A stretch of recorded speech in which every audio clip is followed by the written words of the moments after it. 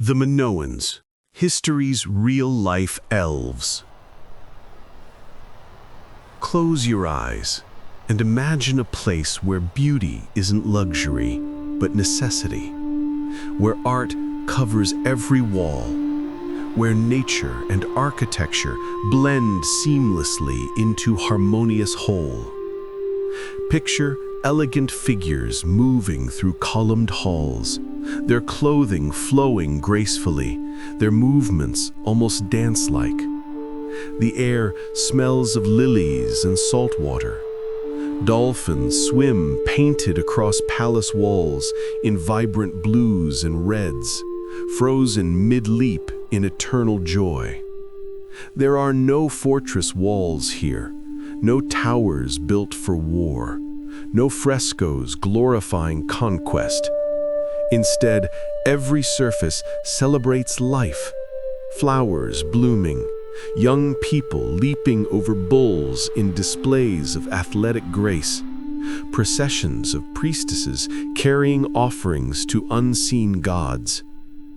This could be Rivendell, the last homely house, where Elrond's people dwell in ageless beauty, where song and craft flourish while the world beyond grows darker.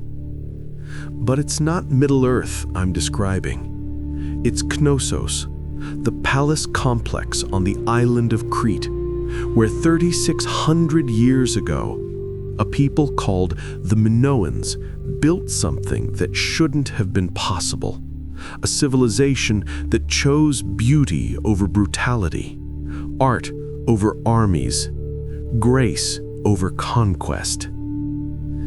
Tonight, we're going to explore one of history's most remarkable parallels, how a real Bronze Age culture anticipated the qualities Tolkien would centuries later attribute to his most beloved creation, the Elves. This isn't a story of influence. The Minoans vanished 1,500 years before Tolkien was born. This is something stranger and more wonderful. Convergent evolution in civilization building. Two separate visions of what happens when a people decide that loveliness and refinement matter more than power and domination. Before we begin this journey into a paradise that actually existed, if these quiet explorations bring you peace, a gentle like or soft tap on subscribe would mean everything to me. Your support is what keeps these nocturnal wanderings alive, what allows me to continue crafting these meditations on mystery, beauty, and the roads less traveled through history. Each gesture reminds me that somewhere out there, thoughtful souls like you are listening, wondering, seeking the same truths I seek.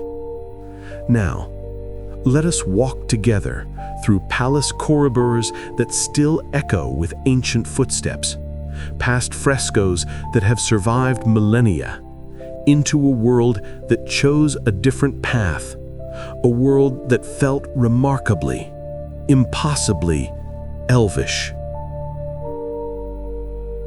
The Discovery, when paradise emerged from beneath the earth. The story of how we rediscovered the Minoans reads like something from a fantasy novel itself. In the spring of 1900, a British archaeologist named Arthur Evans began excavating a site near the modern Cretan town of Heraklion. Local people had long known that ancient stones lay buried in the hill they called Kefala, and farmers occasionally turned up fragments of worked stone or broken pottery. But no one imagined what truly lay beneath their feet.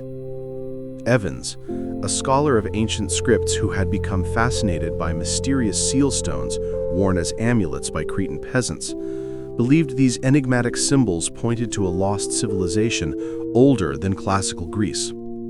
He purchased the land and began to dig. What emerged from the earth over the following months and years would rewrite everything historians thought they knew about the earliest Europeans. The ruins were vast, covering nearly 200,000 square feet. A palace, Evans called it, though that word fails to capture the complexity of what he found. This was a labyrinth in the truest sense, a place of winding corridors and countless rooms arranged around a central courtyard. Multi-story buildings rose from the excavated foundations. Elaborate drainage systems and terracotta pipes revealed sophisticated engineering. And covering the walls, preserved by the ash and debris that had buried them, were paintings of extraordinary beauty and strangeness. Evans named the civilization Minoan, after the legendary king Minos of Greek mythology, said to have ruled Crete and kept the monstrous Minotaur in a labyrinth beneath his palace. The myths, it seemed, held fragments of truth. There had been a labyrinth of sorts, though not a prison, but a ceremonial center. There had been a great civilization on Crete, though its kings, if it had kings at all, left no monuments celebrating their martial prowess or divine authority. What Evans uncovered was a culture unlike any other from its time. The palace at Knossos dated to approximately 1900 BCE, during what archaeologists called the Middle Minoan period, with the site showing evidence of occupation stretching back to 3000 BCE. But it was during the height of Minoan civilization, from roughly 2000 to 1450 BCE, that Crete became home to something extraordinary.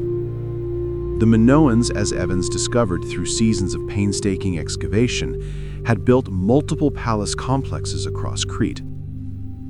Knossos was the largest and most elaborate, but similar structures existed at Phaistos in the south, Malea and Zakros in the east, and smaller sites scattered across the island. These weren't isolated fortresses but nodes in a network, connected by paved roads and united by a shared culture that valued art, ritual, and refinement above all else. What struck early excavators most powerfully was what was missing. There were no massive defensive walls, no fortifications surrounding the palaces or towns. In an age when every civilization from Egypt to Mesopotamia built imposing barriers against enemies, when cities bristled with weapons and walls, the Minoans stood virtually undefended. Their confidence, it seemed, came not from military might, but from something entirely else. Perhaps naval supremacy, perhaps diplomatic skill, perhaps simple geographic isolation, or perhaps a worldview so different from their neighbors that warfare simply wasn't their primary concern. The art supported this impression of peaceful sophistication. The frescoes Evans's team uncovered depicted no battles, no conquering armies, no rulers trampling enemies underfoot. Instead, walls displayed nature in abundance. Dolphins leaping through stylized waves, lilies and crocus blooming in impossible profusion. Young people of extraordinary grace performing acrobatic feats over bulls. Priestesses in elaborate dress participating in mysterious ceremonies. Female figures appeared everywhere, often in positions of apparent authority, wearing garments that left their breasts bare in styles that shocked early 20th century viewers. These women presided over rituals, led processions, and seemed to occupy spaces of power that women in other ancient cultures rarely accessed. The Minoans, it appeared, had constructed a society where gender relations looked nothing like what prevailed elsewhere in the Bronze Age world. As excavations continued through the 20th century, not just at Knossos, but at other Minoan sites across Crete and nearby islands like Santorini, a picture emerged of a culture that prioritized beauty, comfort, and joy in ways that seemed almost modern. The palaces featured sophisticated plumbing with flush toilets and running water, light wells that brought natural illumination deep into interior spaces, ventilation systems, and storage facilities for grain, oil, and other commodities that suggested centralized economic organization. Yet for all this sophistication, the Minoans remained mysterious. Their writing system, which Evans called Linear A to distinguish it from the later Linear B script of the Mycenaeans, has never been deciphered. We can read their accounting tablets just enough to recognize quantities and possibly some commodity names, but their language, their stories, their own accounts of themselves remain locked away. The Minoans speak to us only through their art and architecture, through the things they made and the spaces they built, through the choices they made about what to depict and what to leave out. And what they chose to show us looks remarkably like the world Tolkien would imagine for his elves thousands of years later. Not because Tolkien knew about the Minoans in any deep way. His inspirations were primarily Norse, Celtic, and Finnish. But because both the ancient Cretans and the fictional elves represent visions of what civilization might look like if beauty, not power, became its organizing principle. This parallel isn't perfect. No comparison across such vast gulfs of time and reality could be. But it's compelling enough to make us wonder, what does it mean that humans once built something like this? What does it tell us about the possibilities and limitations of choosing grace over force, art over armies? And why did it fail? If fail is even the right word for a civilization that endured for 1,500 years and left art so beautiful that it moves us still across millennia. Let's begin exploring these questions by looking at the Minoans actually built. Starting with the palaces themselves. Structures so unlike anything else in the ancient world that they still inspire wonder and debate among archaeologists today. Walking through the restored portions of Knossos today, even knowing that much of what you see reflects Arthur Evans' sometimes imaginative reconstruction rather than pure archaeology, you can still sense what made this place special. The palace doesn't loom over the landscape like Egyptian temples or Mesopotamian ziggurats. It doesn't dominate through sheer mass or height. Instead, it seems to grow from the hillside organically, spreading horizontally in a complex of courtyards, rooms, and corridors that feel more like a living organism than an imposing monument. The central feature is the courtyard, a large paved open space oriented precisely north-south, measuring roughly 52 by 27 meters. This wasn't merely an entrance or gathering place, but the heart from which everything else radiated. Rooms of various sizes and purposes surrounded it on all sides.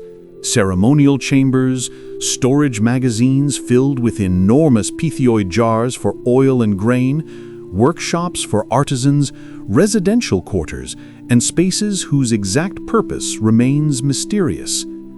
What's remarkable is how the architecture creates a sense of openness and light despite the building's complexity. Unlike the dark, enclosed spaces of many ancient structures, Minoan palaces featured light wells, open shafts that brought natural illumination and fresh air deep into interior rooms. Columned porticos bordered courtyards, their distinctive downward tapering columns painted bright red with black capitals, providing shaded transition spaces between inside and outside. The palaces incorporated multiple stories, as evidenced by the elaborate staircases that survive, particularly the grand staircase at Knossos, with its central lightwell and elegant columns. These weren't narrow defensive stairs designed to channel attackers into kill zones, but wide, gracious spaces meant for comfortable daily use. Architecture here served life, not war. And then there's the plumbing. The Minoans developed sophisticated water management systems that wouldn't be matched in Europe for thousands of years. Terracotta pipes carried fresh water from springs into the palaces. Drainage systems with stone-lined channels and terracotta pipes removed wastewater. At Knossos, archaeologists found evidence of flush toilets, bathtubs, and even what appears to be a system for heating water. This wasn't primitive improvisation, but carefully planned engineering that made daily life comfortable and hygienic. Compare this to what we know of Rivendell. Tolkien describes it as having many chambers where waters run in fountains, where Elrond's house stands beside the last bridge with waters falling silver clear. The architecture integrates seamlessly with the natural landscape, carved into cliff faces and valleys rather than imposing upon them. Rooms open to gardens and views. Everything serves beauty and comfort rather than defensibility. The elven halls don't squat behind battlements or bristle with arrow slits. When Frodo and his companions reach Rivendell, they find it perfect, whether you looked at it or inside it. The architecture's purpose is to create spaces for living well, for music and feasting and contemplation, not for withstanding siege or projecting power. The Minoan palaces embody this same ethos. The lack of fortifications is especially striking when you consider their contemporaries. In the same era that Minoans built Knossos, Mycenaean Greeks on the mainland constructed Mycenae and Tirans, palaces surrounded by massive cyclopean walls of stones so huge that later Greeks believed giants must have placed them. Egyptian pharaohs built fortresses along the Nile. Near Eastern kings raised citadels bristling with defenses. But on Crete, palace after palace rose without substantial defensive walls. There's some debate about this. A few scholars argue that certain structures might have served defensive purposes, and watchtowers along roads suggest concern for security. But the consensus remains that Minoan palaces were fundamentally different from fortified sites elsewhere. They were open, accessible, integrated with their landscapes and communities rather than set apart for protection. This architectural choice tells us something profound about Minoan confidence and priorities. Either they felt so secure, perhaps through naval superiority that kept threats far from Crete's shores, that fortifications seemed unnecessary, or they simply chose to invest their resources in beauty and comfort rather than military preparedness. Perhaps both were true. The layout of the palaces supports this interpretation. Unlike the hierarchical, fortress-like structures of other Bronze Age cultures, where the most important spaces occupy the most defensible positions, Minoan palaces spread democratically across their sites. Ceremonial sanctuaries, storage facilities, workshops, and residential areas intermingle in ways that suggest a society less rigidly stratified than its neighbors. Even the storage magazines, enormous rooms lined with giant pythoi jars, tell a story different from military cultures. These facilities could hold vast quantities of olive oil, wine, grain, and other agricultural products. But they weren't positioned for siege endurance or protected as strategic resources. They were administrative centers for redistributing goods, managing trade, and organizing the economic life of a prosperous society that expected peace to continue. The use of gypsum, a relatively soft stone that takes a lustrous polish for interior walls and floors, further emphasizes aesthetic over defensive priorities.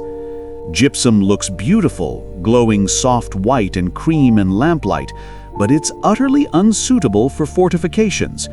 You build with gypsum when you're planning for eyes to admire your work, not for battering rams to test it. And everywhere, there was decoration. The Minoans painted their buildings inside and out. Frescoes covered walls from floor to ceiling in vibrant reds, blues, yellows, and blacks. Ceilings bore geometric designs or naturalistic scenes. Even floors might be painted. Walking through a Minoan palace must have been like moving through a gallery where every surface offered something beautiful to contemplate. This commitment to decoration throughout living spaces, not just in special ceremonial areas, mirrors what we know of elven dwellings. Tolkien describes elven craft as inseparable from daily life. The same skill that creates great works of art shapes ordinary objects. A cup is not just functional, but beautiful. A hall is not just shelter, but a space that elevates the spirit. The difference between Minoan architecture and that of contemporary cultures isn't merely aesthetic. It represents a fundamental choice about what civilization means. For the Egyptians, monumental architecture proclaimed the divinity of pharaohs and the eternal nature of their rule. For the Mesopotamians, ziggurats connected earth to heaven and demonstrated the power of gods and kings. For the Mycenaeans, who would later conquer Crete, massive walls declared their strength and their willingness to defend what they'd built through force. But for the Minoans, architecture seems to have served a different purpose, creating spaces where life could be lived gracefully, where beauty surrounded daily activities, where the distinction between practical and aesthetic blurred into unity. Their palaces weren't monuments to power, but expressions of a worldview that valued elegance, comfort, and harmony with nature. This doesn't mean the palaces lacked grandeur. The scale was impressive. Knossos alone covered nearly 200,000 square feet. But the grandeur came from complexity, beauty, and sophistication, rather than from overwhelming size or impregnable strength. These were places designed to inspire, not through intimidation, but through wonder. The comparison to Tolkien's Elves becomes even more apt when we consider how both Minoans and Elves seem to have viewed the relationship between their works and the natural world. Elven architecture, from what Tolkien tells us, enhances rather than dominates its settings. Lothlorien's flets nestle in trees without harming them. Rivendell's buildings follow the contours of the valley. The Grey Havens open to the sea. Similarly, Minoan palaces worked with their landscapes. They incorporated natural features rather than obliterating them. Light wells brought the sky inside. Open courtyards connected interior and exterior spaces. The buildings sprawled across hillsides, following the terrain's natural flow, rather than imposing rigid geometric layouts that ignored topography. This architectural philosophy suggests people who saw themselves as part of nature, not its conquerors or separate from it. The same worldview appears in Minoan art, which we'll explore next, but it's already visible in how they shaped stone and space. These weren't people who needed to wall themselves off from the world or proclaim their dominance over it. They built to live well within it, to create beauty that complemented natural beauty rather than competing with it. And here's where the parallel becomes both most compelling and most poignant. Tolkien's elves build beautifully because they have the luxury of time and the gift of skill that comes with immortality. They can afford to value beauty because they're powerful enough to protect what they've built without fortifications. Their grace comes from strength, not weakness. Were the Minoans similarly positioned? Did their naval power protect them so effectively that walls seemed unnecessary? Did their diplomatic and trading networks create such interdependence with neighbors that attack became unlikely? Or were they taking a calculated risk, choosing to live beautifully even knowing it made them vulnerable? We'll return to these questions later when we examine how and why Minoan civilization ended. For now, let's simply acknowledge that for nearly 500 years during their cultural height, the Minoans maintained a way of life that prioritized beauty and comfort, that built palaces designed for gracious living rather than desperate defense, and that these choices produced architecture so distinctive that it still captivates visitors 3,600 years later. Next, we'll look at what the Minoans painted on all those palace walls, at the frescoes that reveal a society even more unusual than its architecture alone would suggest. Because if Minoan buildings feel elvish, their art makes the comparison even stronger, showing us a people who celebrated life in ways that echo Tolkien's descriptions of elven joy and their deep connection to the living world. Dolphins, lilies, and impossible grace, the art of joy. If the architecture of Minoan palaces whispers of an elvish sensibility, their frescoes shout it. These paintings, preserved by the volcanic ash and debris that buried them, reveal a culture so focused on beauty, nature, and celebration of life that they seem to come from a different world entirely, a gentler, more joyous world than the one we know Bronze Age peoples usually inhabited. Start with the most famous, the dolphin fresco from the Queen's Megaron at Knossos. 3 dolphins swim through a stylized sea, their bodies gracefully curved mid-motion, surrounded by smaller fish and sea urchins. The background is a rich blue, the dolphins painted in blues and grays that make them seem almost iridescent. Red and yellow fish dart between them. The whole composition pulses with life and movement, capturing the joy of marine creatures in their element. This fresco decorated a residential quarter's walls. It wasn't temple art or ceremonial decoration, but something people looked at during daily life, while bathing or dressing or resting. The Minoans chose to surround themselves with images of natural beauty, with reminders of the living world and its endless vitality. Dolphins weren't deities or symbols of royal power.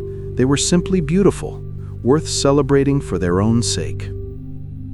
Or consider the spring fresco from Akrotiri on the island of Santorini, another Minoan site.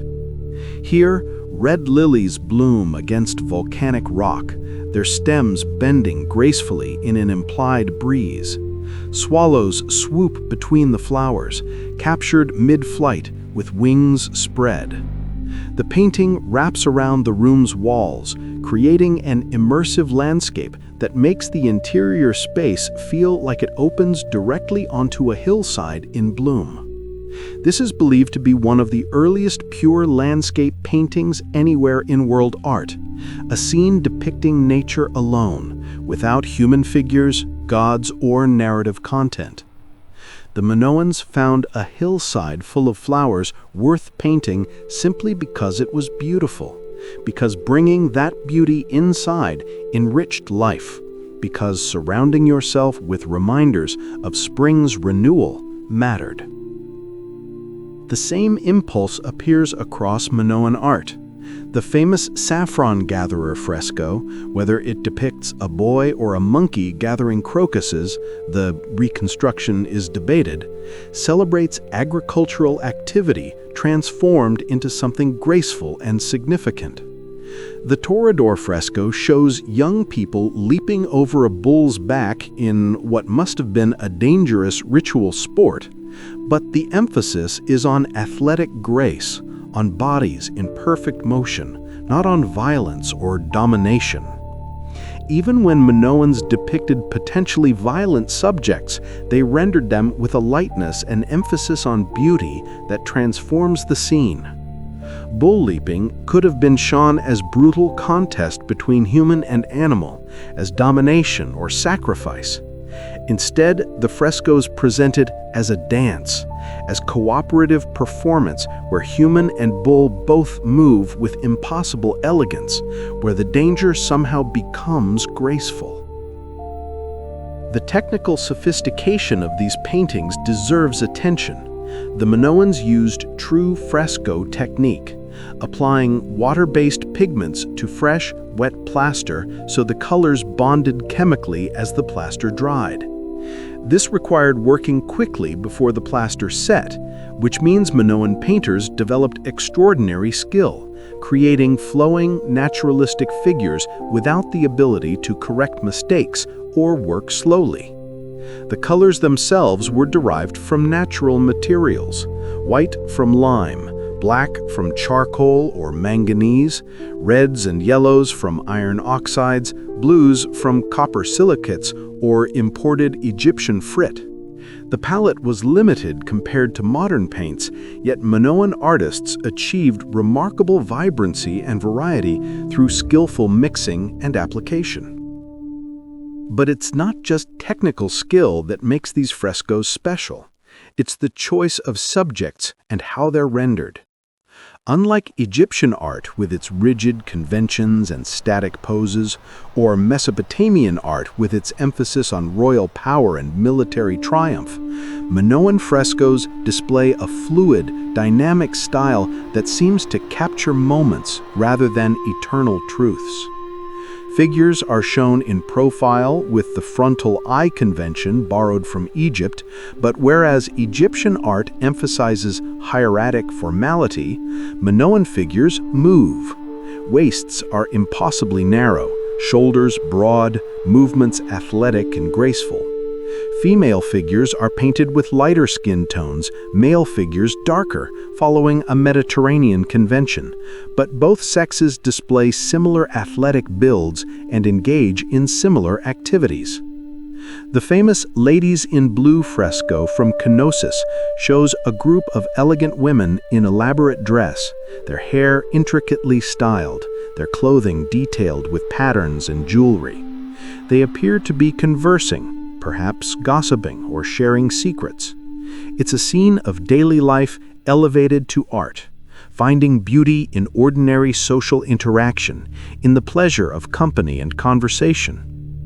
Similarly, the procession fresco shows lines of figures carrying offerings, their garments flowing, their postures relaxed, despite the formal nature of the ritual. Even religious ceremony in Minoan art feels joyous rather than solemn, participatory rather than hierarchical. The people depicted seem genuinely happy to be doing what they're doing. This emphasis on joy and beauty, this finding of grace in daily activities, this celebration of nature for its own sake, all echo what Tolkien describes of elven culture. In The Lord of the Rings and the Silmarillion, elves create art not for monuments or propaganda, but because they cannot help creating beauty. Song and craft flow from them naturally. They make beautiful things because beauty matters to them deeply, perhaps more than power or wealth or even personal glory. Tolkien's elves sing to the stars, create jewels that capture the light of sacred trees, build ships for the sheer pleasure of sailing. Their art serves no purpose beyond itself, beyond the joy of creation and the celebration of beauty. This isn't frivolous. For elves, beauty is itself a purpose, perhaps the highest purpose. The Minoans seem to have held similar values. They painted dolphins not because dolphins symbolized royal authority or religious doctrine, but because dolphins are beautiful, and watching them brings joy. They depicted flowers because flowers are lovely, and surrounding yourself with images of blooming things enriches life. They showed young people leaping and dancing because grace in motion deserves celebration. There's something radical about this, then and now. Most ancient art served obvious purposes, glorifying rulers, depicting myths, recording historical events, demonstrating the power of gods or kings. Art was instrumental, a means to other ends. But Minoan art, while it certainly had religious and social functions, seems to prioritize aesthetic experience itself. Yes, bull leaping was probably ritual. Yes, processions served ceremonial purposes. But the emphasis in depicting them falls on beauty, grace, and the joy of participation rather than on hierarchy, power, or divine favor. What's perhaps most striking is what Minoan art doesn't show. There are no warfare scenes, none. No battles, no conquests, no enemies trampled underfoot, no prisoners paraded before victorious rulers.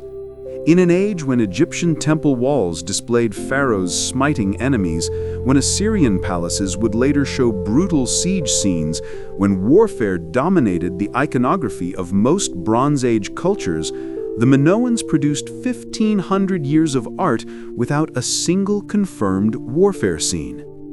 This absence is so unusual that scholars have debated its meaning for decades. Some argue it proves the Minoans were genuinely peaceful, a pax minoica, where naval supremacy prevented conflict. Others suggest the Minoans simply chose not to depict warfare in their art, that they had different aesthetic or ideological reasons for excluding such scenes even if conflict occurred.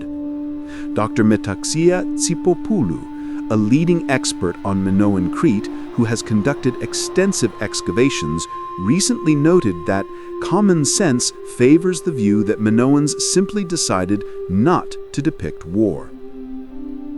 The motivations behind this choice remain mysterious, but the choice itself is significant. A culture that doesn't celebrate warfare in its art, that doesn't use violence to define identity or display power, is making a profound statement about its values. Similarly, there are no clear depictions of kings or rulers. No Minoan pharaoh looms over subjects. No great king receives tribute. The closest we come are figures often called priest kings, but their identification and even their gender remains debated. They might be religious authorities, ritual performers, or symbolic rather than political figures. This absence parallels Tolkien's Elves in interesting ways. While some elven realms have lords like Elrond or Galadriel, elvish authority seems to flow from wisdom, age, and respect rather than from military power or divine right. Elven kings don't dominate their people or build monuments to themselves. They guide and protect, creating spaces where others can flourish. The Minoan palaces, despite being called palaces, might have functioned more as religious and economic centers than as royal residences. They were places where community gathered, where goods were redistributed, where rituals occurred, rather than fortresses from which monarchs ruled. Power, if that's the right word, seems to have been diffuse, shared, less hierarchical than in neighboring cultures. The art also reveals something about gender relations that sets Minoans apart. Female figures appear frequently, often in prominent positions. The famous snake goddess figurines show women in ritual authority, holding serpents, wearing elaborate dress, apparently presiding over religious ceremonies. Frescoes show women at gatherings that seem important, their clothing and jewelry suggesting high status. Some scholars have speculated about Minoan society being matriarchal, or at least more egalitarian regarding gender than was typical in the Bronze Age. While the evidence doesn't definitively prove matriarchy, it does show women occupied spaces of power and visibility unusual for their time. Priestesses appear to have been significant religious figures. Women engaged in activities like bull leaping alongside men. Female figures in art are neither passive nor subordinate, but active participants in the cultural life being depicted. This echoes the role of female elves in Tolkien's mythology. Galadriel is one of the most powerful beings in Middle-earth.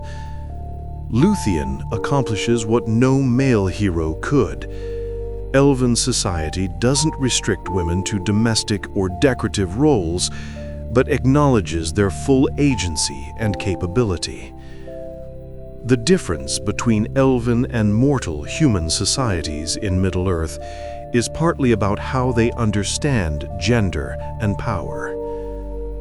The Minoan emphasis on nature in their art deserves deeper consideration.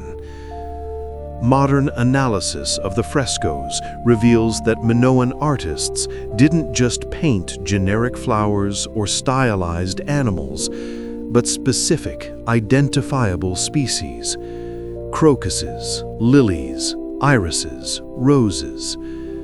The marine life depicted can be recognized: dolphins, flying fish, sea urchins, octopi. Even when artistic conventions simplified or stylized forms, the underlying subjects were real, observed, known. This suggests a culture of close attention to the natural world, of people who noticed details, who cared about the differences between species, who found beauty in accurately rendering what they saw. It's the attention of people who lived in intimate relationship with their environment, not dominating it, but participating in it, appreciating it, wanting to bring it into their living spaces. The spring frescoes' combination of flowers and swallows, painted together, despite blooming and migrating at different times, creates what one scholar called an unearthly, magical quality. The Minoans weren't attempting photographic realism, but something else, capturing the essence of spring, the feeling of renewal and abundance, by combining elements that evoked that season's spirit, even if they didn't occur simultaneously in nature. This approach, prioritizing emotional and aesthetic truth over literal accuracy, again feels elvish. Tolkien's elves perceive reality differently than mortals, seeing deeper into things, recognizing patterns and connections mortals miss. Their art captures truths that transcend mere visual reproduction. The pottery extends this aesthetic. Minoan pottery evolved through several distinctive styles, each more sophisticated than the last. The early Kamares ware featured abstract designs in white, red, and orange on dark backgrounds, creating vessels that were functional but also works of art. Later, marine-style pottery covered entire surfaces with octopi, dolphins, and fish swimming through stylized waves, transforming everyday objects into celebrations of sea life. Even utilitarian items received artistic attention. Storage jars bore decorative bands. Seal stones carved with extraordinary detail depicted religious scenes, animals, or elaborate patterns in miniature. Jewelry combined technical mastery with aesthetic refinement, producing gold work and stone inlay that rivals anything produced in the ancient world. The Minoans exported these goods throughout the Mediterranean, and their artistic influence reached Egypt, the Levant, and eventually mainland Greece. Other cultures adopted Minoan styles, copied Minoan motifs, employed Minoan artists. This cultural influence came not through military conquest, but through the sheer appeal of Minoan aesthetic achievements. People wanted Minoan goods because they were beautiful. This soft power, influence through culture rather than force, mirrors how Tolkien describes elven impact on Middle-earth. Elves don't conquer or colonize, but their culture influences those who encounter it. Their art, their languages, their wisdom spread because they're attractive, because other peoples admire and want to emulate them. The question that haunts modern viewers of Minoan art is simple. How did they maintain this focus on beauty for so long?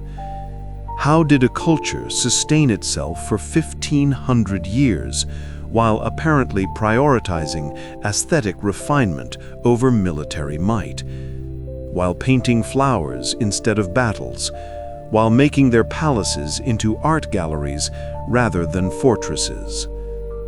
big part of the answer probably lies in geography and naval power. Crete's isolation and its control of the seas may have provided security that made fortifications unnecessary and allowed resources to flow toward art rather than arms. But geography alone can't explain the consistent aesthetic choices across centuries, the continuous emphasis on joy and beauty, the persistent celebration of nature and life.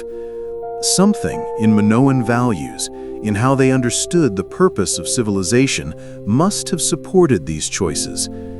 They must have believed, collectively and over generations, that surrounding themselves with beauty mattered, that creating graceful spaces for living well was a worthwhile use of wealth and skill, that art wasn't luxury, but necessity. And for 500 years at their height, from roughly 2000 to 1450 BCE, they made it work. They built their palaces, painted their frescoes, crafted their pottery, and created a civilization that valued beauty above conquest. They proved it was possible, at least for a while, at least in the right circumstances, to prioritize grace over force and survive, even thrive. The art they left behind testifies to this achievement. When you stand in the Archaeological Museum in Heraklion and look at the original frescoes, carefully preserved behind climate-controlled glass, you see colors still vibrant after 3,600 years. The dolphins still leap, the lilies still bloom, the young people still vault over bowls with impossible grace. And you understand why early excavators like Arthur Evans used words like fairyland and dreamlike to describe what they'd found. Because it doesn't look like what we expect from Bronze Age civilization. It looks like what we imagine paradise might be. Beautiful, joyful, at peace with nature, dedicated to celebrating life rather than preparing for death. It looks, in short, elvish. A society unlike its neighbors. The civilization that chose differently. To truly appreciate how unusual the Minoans were, we need to understand what other Bronze Age societies looked like. The ancient world they inhabited was not a gentle place. This was an age of warfare, slavery, rigid hierarchies, and displays of brutal power. Yet somehow, on their island in the Mediterranean, the Minoans built something fundamentally different. Consider their contemporaries. In Egypt, the Middle and New Kingdoms saw pharaohs presented as living gods, absolute rulers whose power was demonstrated through massive monuments and military campaigns. Temple walls depicted pharaohs as giant figures trampling tiny enemies underfoot. The entire society was organized hierarchically, with the god-king at the apex, nobles and priests below, and masses of laborers and slaves forming the base. Art, architecture, and religion all reinforced this rigid order. In Mesopotamia, city-states constantly warred with each other. Kings built ziggurats to proclaim their connection to the gods, and palaces to display their wealth and power. Law codes, like Hammurabi's famous stele, detailed punishments for various crimes, with different penalties depending on social class. Slavery was common. Women had limited rights. Military conquest was celebrated as the highest achievement of kingship. On mainland Greece, the Mycenaeans, who would eventually conquer Crete, built their citadels behind massive walls. These warrior cultures organized around warlords who accumulated wealth through raiding and tribute. Linear B tablets from Mycenaean palaces record military equipment, slave holdings, and the spoils of war. Their art depicts warriors with shields and spears. Their burial customs included grave goods that emphasized martial prowess, swords, daggers, armor. Against this backdrop, Minoan Crete looks like an anomaly, a society that somehow escaped or rejected the patterns prevailing everywhere else. The differences weren't superficial, but fundamental, touching every aspect of how they organized collective life. Start with political structure. We have no definitive evidence of how Minoan society was governed, because they left no written records we can read beyond accounting tablets. But the archaeological evidence suggests something unusual. The palaces, despite being the largest and most elaborate buildings, don't clearly function as royal residences in the way Egyptian or Mesopotamian palaces did. There are no throne rooms dominating the layouts, no obvious spaces designed for a monarch to hold court and receive tribute. The so-called throne room at Knossos, discovered by Arthur Evans, features a modest stone seat flanked by frescoes of griffins. But scholars debate whether this was actually a king's throne or a seat for a priest or priestess during rituals. The room is relatively small and doesn't occupy a position of obvious hierarchical dominance within the palace complex. Instead, the palaces seem to have been multifunctional centers, religious sanctuaries, economic redistribution points, craftwork centers, storage facilities, and administrative hubs all combined. They were community centers in the truest sense, places where the population gathered for festivals, rituals, and economic exchange, rather than fortresses from which rulers dominated subjects. This doesn't mean Minoan society lacked hierarchy or leadership. Clearly, someone organized the labor to build these massive structures. Someone directed the economic systems that collected and redistributed agricultural surplus. Someone managed the trade networks that connected Crete to Egypt, the Levant, and beyond. But the form that authority took seems to have been less autocratic, less militaristic, and less focused on individual glorification than in neighboring cultures. One possibility is that Minoan authority was primarily religious rather than political in our modern sense. The palaces may have been ruled by priest kings or priestesses who derived authority from religious roles rather than military power or claims to divinity. The emphasis in art on ritual and ceremony, the prominence of female figures who appeared to be religious authorities, and the absence of militaristic imagery all support this interpretation. If Minoan leadership was indeed religious, it might explain their different priorities. Religious authorities focused on maintaining proper relations with the divine through ritual and offering might naturally emphasize beauty and correctness of ceremony over military expansion. Their power base would lie in spiritual rather than martial realms, making artistic and architectural refinement more important than displays of conquering might. The role of women provides another stark contrast to contemporary societies. While we must be careful not to overstate the case, the evidence suggests Minoan women occupied positions of status and authority unusual for their time. The frescoes show women participating in public rituals, leading processions, attending important gatherings. The snake goddess figurines depict women as religious authorities. Women's clothing in the art is elaborate and expensive, suggesting wealth and status. Some scholars have proposed that Minoan religion centered on female deities, possibly a mother goddess figure, and that women served as her primary priestesses and representatives.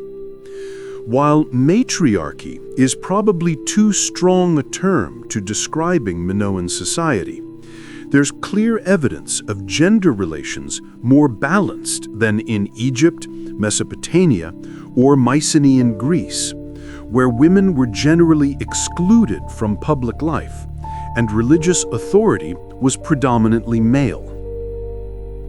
Compare this to Tolkien's Elves. While elven society isn't matriarchal, Female elves hold positions of tremendous power and respect. Galadriel is co-ruler of Lothlorien and possesses one of the 3 elven rings. Luthien is the most powerful being of her age, capable of feats no male hero can match. Idril helps save the survivors of Gondolin. Female elves are warriors, leaders, queens, and wielders of great power, without their gender being presented as unusual or transgressive. Tolkien's elves don't organize society around patriarchal dominance. Authority derives from wisdom, age, skill, and character, rather than from gender or military might. This egalitarianism, so different from the rigid gender hierarchies of most human societies in Middle-earth, marks the elves as operating from different values and assumptions. The Minoan economy also reveals distinctive priorities. The palaces served as collection and redistribution centers for agricultural goods. Huge storage magazines filled with pithoi jars held olive oil, wine, grain, and other products collected from the surrounding territory. These goods were then redistributed to craftspeople, administrators, religious personnel, and others not directly engaged in farming. But this centralized economic system doesn't appear to have been organized around supporting a military elite or funding conquest. Instead, the redistributed wealth supported artisans who produced the beautiful pottery, frescoes, and craft goods that defined Minoan culture. It supported religious personnel and festivals. It enabled long-distance trade in luxury items. The economy served aesthetic and ceremonial purposes rather than martial ones. The extensive trade networks the Minoans maintained further revealed their priorities. Minoan goods, especially pottery and probably textiles, circulated throughout the eastern Mediterranean. Egyptian tombs contain Minoan pottery. Levantine sites show Minoan influence. Even as far as Sicily and southern Italy, Minoan goods appear. This trade wasn't backed by military force or colonization in the way later Greek and Roman expansion would be. The Minoans established trading posts and possibly small settlements on islands like Santorini, Kythera, and Rhodes, but these seem to have been commercial outposts rather than military garrisons. Their power was maritime, based on control of sea lanes and trading relationships, rather than territorial conquest. Archaeological evidence from sites outside Crete with Minoan connections shows cultural exchange rather than domination. Local populations adopted Minoan styles and techniques, but weren't replaced by Minoan colonists or subjugated by Minoan armies. The influence spread through attraction and trade rather than force, through people wanting Minoan goods and emulating Minoan culture because they found it appealing. This soft power approach mirrors elven influence in Middle-earth. Elves don't conquer or colonize, but their culture spreads because others admire and want to emulate it. The Númenóreans learn from elves and adopt elvish customs. Men of the West use elvish languages for ceremony and learning. Elven art and craft are prized throughout Middle-earth, not because elves force others to value them, but because they're genuinely superior and beautiful. The question of Minoan military capability remains contentious among scholars. Clearly, they had weapons. Bronze swords, spears, and daggers have been found at Minoan sites. But the quantity and quality of weapons found don't suggest a heavily militarized society. Many of the most elaborate weapons appear to be ceremonial rather than functional, decorated with precious materials and designs that would be impractical in actual combat. The famous scene, sometimes called the Battle in the Glen, a stone rhyton or vessel from Mycenae showing warriors, may actually depict a ritual or sport rather than warfare. Scholars debate whether it even qualifies as a battle scene or shows something else entirely. The absence of clear, unambiguous warfare imagery across 1,500 years of Minoan art is remarkable, regardless of how we interpret individual ambiguous pieces. Some scholars argue that the Minoans must have had a significant military capability to have built and maintained their civilization. Others suggest their security came from naval superiority, that they controlled the seas so effectively that foreign armies couldn't threaten Crete, making large land forces unnecessary. Still others propose that the Minoans were genuinely less militaristic than their neighbors, choosing diplomacy and trade over conquest, and that this choice worked for centuries because of geographic isolation and naval control. The truth probably combines all these elements. The Minoans likely had defensive military capability, but chose not to emphasize it culturally or use it for aggressive expansion. Their security came partially from geography and naval power, but also from diplomatic skill, from being valuable trading partners that others didn't want to destroy, and from a cultural emphasis on peaceful relations when possible. This combination, security sufficient for survival, combined with cultural values that prioritized beauty and refinement over military glory, created space for the distinctive Minoan civilization to flourish. They were strong enough to protect themselves, but chose to invest their surplus not in armies and fortifications, but in art, architecture, and the refinements of civilized life. The settlement patterns across Crete support this picture of a relatively peaceful society. Unlike the fortified hilltop sites common in other Bronze Age cultures, Minoan settlements spread across fertile plains and valleys, prioritizing agricultural productivity over defensive position. Roads connected settlements to palaces and to each other, facilitating trade and communication. Watchtowers along these roads may have provided security, but they weren't the massive fortifications that would characterize later Greek and Roman construction. Even the smaller towns and villages showed evidence of prosperity and aesthetic refinement. Frescoes appear not just in palaces, but in larger houses in smaller settlements. Pottery of high quality circulated widely. The benefits of Minoan civilization, its art and craft, its economic organization, seem to have been relatively broadly distributed rather than concentrated in a tiny elite while everyone else lived in poverty. This broader distribution of prosperity and beauty again suggests different priorities than in more hierarchical societies. When wealth concentrates narrowly at the top of a rigid hierarchy, as in Egypt or Mesopotamia, monumental architecture glorifies rulers while most people live simply. But when prosperity spreads more widely, aesthetic values can permeate the entire society, with beautiful things becoming part of daily life rather than being reserved for elites. The Minoans weren't egalitarian in any modern sense. Certainly, there were class differences, hierarchies of wealth and status, but the evidence suggests these hierarchies were less rigid and less extreme than elsewhere in the Bronze Age world.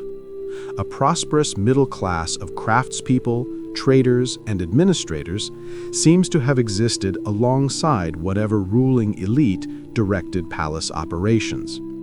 This social structure, neither rigidly hierarchical nor egalitarian, but something in between, with prosperity relatively widely shared and cultural values emphasizing beauty and refinement rather than martial glory, created the conditions for Minoan civilization to take its distinctive form. The parallel to Elven society becomes clear. Tolkien's elves aren't without hierarchy. They have lords and leaders, but their society isn't oppressively stratified. The gap between elven lords and common elves isn't an unbridgeable chasm. Authority is earned through wisdom and service rather than maintained through force. And crucially, elven cultural values around beauty, craft, and connection to nature are shared across their society, not reserved for a tiny elite. When Frodo and Sam meet Gildor and his companions in the Shire, they encounter elves who are neither lords nor servants, but simply people, albeit extraordinary people. These elves possess the same grace, wisdom, and artistic sensibility that characterize elven leaders. The culture of beauty is pervasive, not restricted to the powerful. The Minoans seem to have achieved something similar. Yes, the palaces were the most elaborate structures, the centers of wealth and power, but beauty wasn't confined there. Frescoes decorated houses in smaller settlements. Quality pottery circulated widely. The aesthetic values evident in palace art were shared across Minoan society, creating a culture where refinement and appreciation for beauty were common rather than elite privileges. This achievement shouldn't be romanticized beyond what evidence supports. We don't know how Minoan slaves or the lowest classes lived. They may have experienced far less of the prosperity and beauty than wealthier citizens. The absence of written records means the voices of ordinary Minoans are lost to us. We see the culture through its material remains, which inevitably favor the wealthier and more powerful who left behind substantial traces. But even acknowledging these limitations, the Minoan achievement stands out. They created a civilization that prioritized beauty, that lasted for centuries without obsessing over military glory, that granted women unusual status and authority, that spread prosperity relatively broadly, and that influenced the broader Mediterranean world through cultural appeal rather than conquest. They proved that another way was possible. For 1,500 years, they demonstrated that a society could organize around values other than aggressive militarism, that beauty and refinement could be central rather than peripheral concerns, that soft power could sustain a civilization as effectively as hard power. And then, around 1450 BCE, it ended. Not gradually, but catastrophically, in ways we're still working to fully understand. Before we explore that ending, though, we need to understand one more crucial aspect of Minoan achievement: their relationship with the sea. Masters of the Sea, a maritime empire of grace. The sea defines Crete. No point on the island lies more than 30 miles from the coast. Mountains fragment the interior, making travel and communication easier by ship than by land. The Mediterranean surrounds the island, connecting it to Africa to the south, the Levant to the east, mainland Greece to the north, and Italy to the west. For the Minoans, the sea wasn't a barrier, but a highway. Not a danger, but an opportunity. Minoan civilization was fundamentally maritime. Their prosperity depended on controlling the sea lanes connecting the eastern Mediterranean's great civilizations. Their art celebrated marine life with a devotion suggesting deep cultural connection to the ocean. Their ships carried goods, ideas, and influence across the ancient world. If the Minoans were real-life elves in history, then, like Tolkien's Grey Havens and the Teleri of Alqualande, they were elves who loved the sea. Evidence for Minoan maritime power comes from multiple sources. The palaces contain extensive storage facilities for trade goods. Seals and seal impressions show ships and maritime scenes. Pottery decorated with marine motifs testifies to cultural preoccupation with the sea. Most tellingly, Minoan influence appears across the Mediterranean at sites accessible by sea, while overland expansion was limited. The ships themselves appear in Minoan art, particularly in the famous ship procession fresco from Akrotiri on Santorini. This remarkable painting shows a fleet of ships, some with elaborate decoration, sailing between two ports. The ships have distinctive curved prows and sterns, oars for propulsion, and in some cases, what might be cabins or structures on deck. Passengers and crew crowd the vessels, and the overall impression is one of bustling maritime activity, of a culture deeply comfortable with and dependent on seafaring. These weren't mere fishing boats or coastal vessels, but substantial ships capable of open water voyages across the Mediterranean. Building, maintaining, and operating such a fleet required significant resources, technical expertise, and organizational capability. The Minoans clearly possessed all three, developing naval architecture and seafaring skills that made them the dominant maritime power for centuries. The term Minoan thalassocracy appears in ancient Greek sources, referring to a period when Crete ruled the seas. While we must treat these much later accounts cautiously, they align with archaeological evidence suggesting Minoan naval dominance during their cultural height. Control of the seas would explain how they maintained prosperity without massive defensive fortifications on land. Their walls were waves, their fortress the sea itself. This maritime focus shaped Minoan culture in fundamental ways. The constant interaction with other Mediterranean peoples through trade exposed Minoans to diverse influences while also spreading Minoan culture abroad. They weren't isolated, but cosmopolitan, engaged with the wider world while maintaining their distinctive identity. The sea connected them rather than separated them from other civilizations. The marine motifs so prominent in Minoan art reflect this relationship. The dolphin fresco and similar paintings aren't merely decorative, but express a culture's deep affinity for the ocean. Octopi, nautili, and other sea creatures cover pottery surfaces with remarkable attention to anatomical detail. The marine-style pottery of the late Minoan period transforms everyday vessels into celebrations of sea life, with creatures seeming to swim across ceramic surfaces. This artistic obsession with the sea parallels Tolkien's descriptions of certain elven kindreds. The Teleri, the third and latest clan of elves to reach the undying lands, become the greatest mariners among all the elven peoples. They settle by the sea, become friends with Osei, the spirit of coastal waters, and develop such skill in shipbuilding that their vessels are renowned throughout Middle-earth.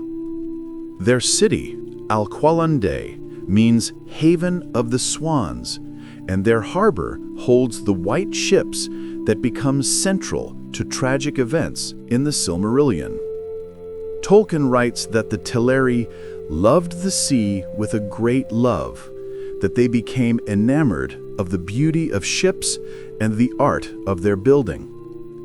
For these elves, seafaring isn't merely practical but spiritual, an expression of their deepest nature. They build ships not just to travel, but because shipbuilding itself is beautiful, because the marriage of craft and sea fulfills something essential in their character. The Minoans, similarly, seem to have loved the sea not merely for commercial advantage, but for its own sake. Their ships appear in processions, in rituals, depicted with care, suggesting they were valued as beautiful objects and not just functional tools. The maritime imagery pervading their art speaks to cultural identity deeply tied to seafaring, to people who saw themselves as belonging to the ocean as much as to the land. Archaeological evidence supports the picture of extensive maritime trade networks. Minoan pottery appears in Egypt, where it's been found in tombs dating to the Middle Kingdom and New Kingdom periods. Wall paintings in Egyptian tombs show delegations bringing tribute or trade goods, and some scholars identify certain figures as Minoan based on their distinctive clothing and the items they carry. While the interpretation remains debated, the presence of Minoan goods in Egypt is undeniable. In the Levant, particularly at sites along the coast of what is now Lebanon, Syria, and Israel, Minoan pottery and influence appeared during the Middle and Late Bronze Age. Trade relations connected Crete to the wealthy cities of Byblos, Ugarit, and others. These eastern Mediterranean ports were nexus points for trade routes extending inland to Mesopotamia and south to Egypt, and the Minoans plugged into these networks as significant players. Westward, Minoan influence reached Italy and Sicily. Sites in southern Italy show Minoan pottery and artistic influence. While the extent and nature of Minoan presence in the western Mediterranean remains debated, the evidence suggests at least trade contacts and possibly small settlements or trading posts. But the clearest evidence of Minoan maritime expansion comes from the Aegean islands themselves. Santorini, known in antiquity as Thera, was essentially a Minoan colony during the height of their civilization. The settlement at Akrotiri was thoroughly Minoan in character, with architecture, art, and material culture closely matching what's found on Crete. When Thera's volcano erupted catastrophically around 1600 BCE, it buried a Minoan town, preserving it for modern archaeology to uncover. Other islands show similar patterns. Kythera, Rhodes, and smaller Aegean islands have Minoan remains, suggesting trading posts, settlements, or at least regular contact. These islands, strategically positioned along sea routes, would have been natural stopping points for Minoan vessels and outposts for extending Minoan influence. This island-hopping pattern of expansion, establishing presence on strategic islands while maintaining control of sea lanes between them, is classic maritime empire building. Rather than conquering large territories on the mainland and holding them with garrisons, a naval power establishes bases at key points, maintains freedom of navigation, and projects influence through control of trade and sea communications. The Minoans may have been the Mediterranean's first true maritime power, the first culture to build a civilization primarily on maritime rather than territorial control. This required not just ships and navigation skill, but organizational capacity to coordinate fleets, manage logistics, and maintain trading relationships across vast distances. It also required a different mindset than territorial empires. A maritime power must think in terms of networks rather than borders, relationships rather than conquest, trade routes rather than frontiers. The sea connects rather than divides, meaning maritime peoples tend to be more cosmopolitan, more exposed to foreign influences, more dependent on maintaining peaceful relations with diverse trading partners. This maritime orientation may explain some of the distinctive features of Minoan culture: their relative openness to foreign goods and influences, their lack of emphasis on territorial defense, their preference for trade over conquest, all make sense for a naval power whose prosperity depended on maintaining access to sea routes and trading networks rather than on holding land. The comparison to Elven maritime culture, particularly the Grey Havens, where Círdan, the shipwright, builds vessels for the journey to the undying lands, is striking. The Grey Havens aren't a military base or commercial port in any crude sense, but a place where craft meets practical need, where shipbuilding is elevated to art, where the sea represents not danger or mere opportunity, but connection to something beyond, to other realms and different ways of being. Tolkien describes Círdan as having long been wise and far-seeing, possessing knowledge and perspective that comes partly from his intimate relationship with the sea. The Grey Havens stand at the boundary between Middle-earth and what lies beyond, a liminal space where land and water meet, where the known world touches something mysterious and vast.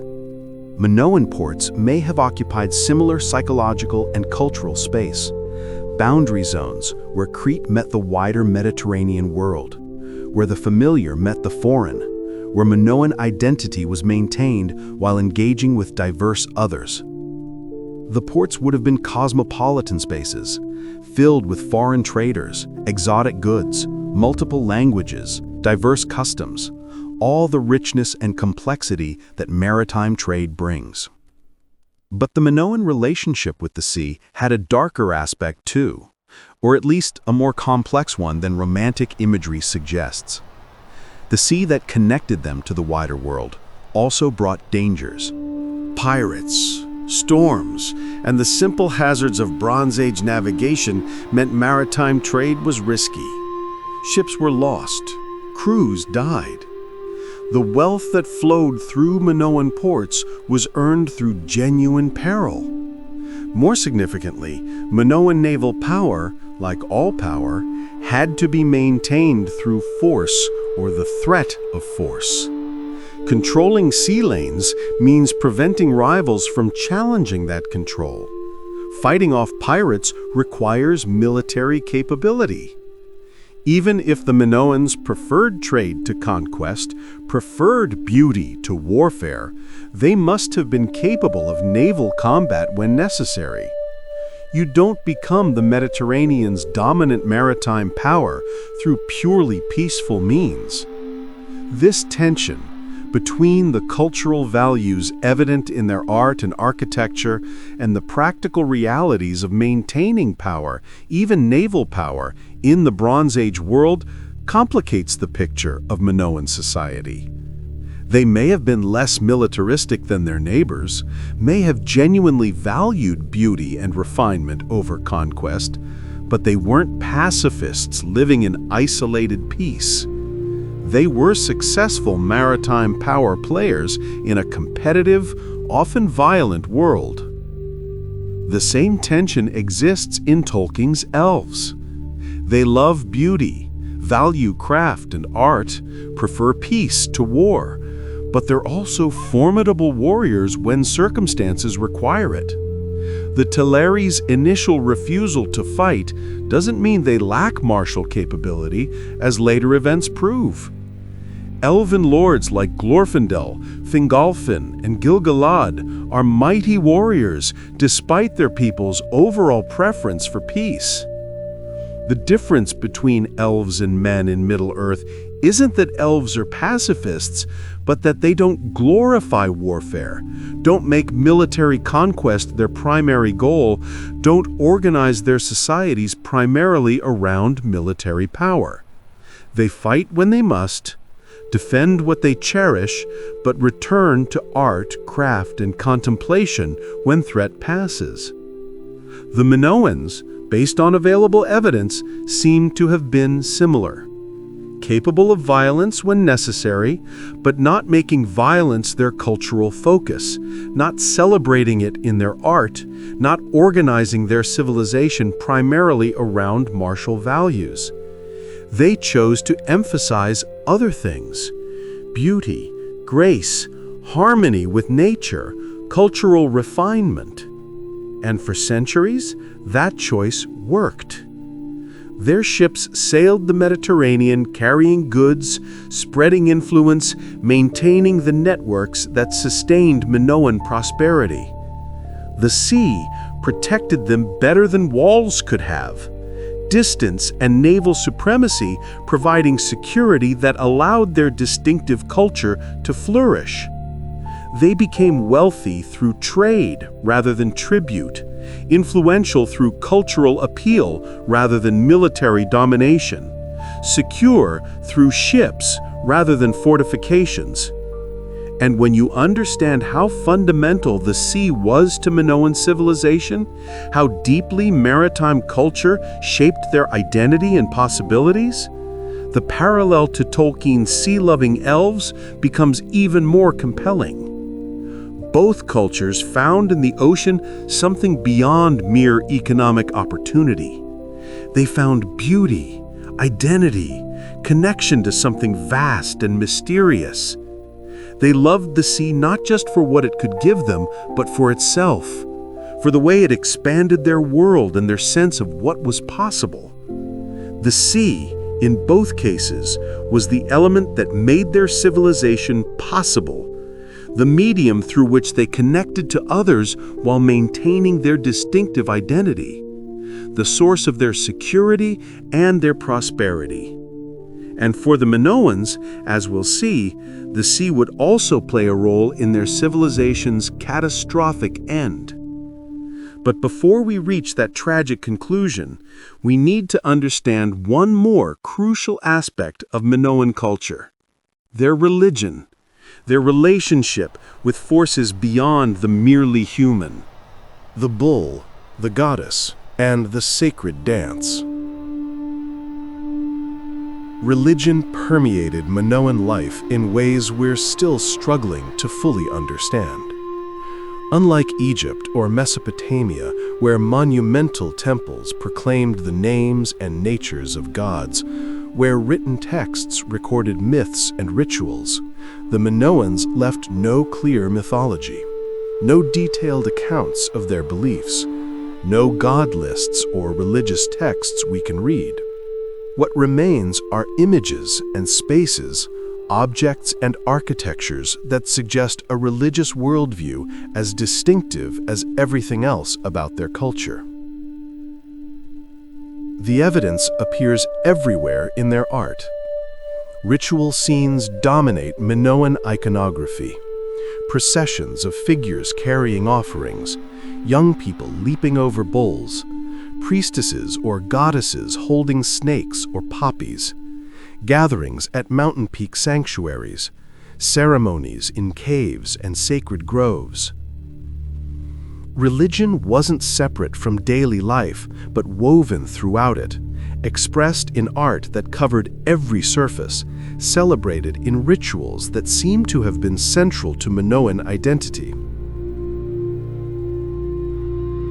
The most famous religious motif is the bull. Bulls appear constantly in Minoan art, from small seal stones to massive frescoes. The most iconic image is the Toreador fresco from Knossos, showing young people in the act of bull leaping. One grasps the bull's horns, another vaults over its back in midair, a third lands behind, having completed the leap. The bull charges forward, head lowered, muscles taut, captured in a moment of explosive power. Bull leaping, or torokatapsia as it's sometimes called, was clearly significant in Minoan culture. Whether it was ritual, sport, religious initiation, or all of these combined remains debated. The scenes show both male and female participants, identified by the artistic convention of painting males with darker skin than females. The activity was apparently important enough to be depicted repeatedly and prominently, important enough that the palace at Knossos included what might be a bull-leaping arena in its central courtyard.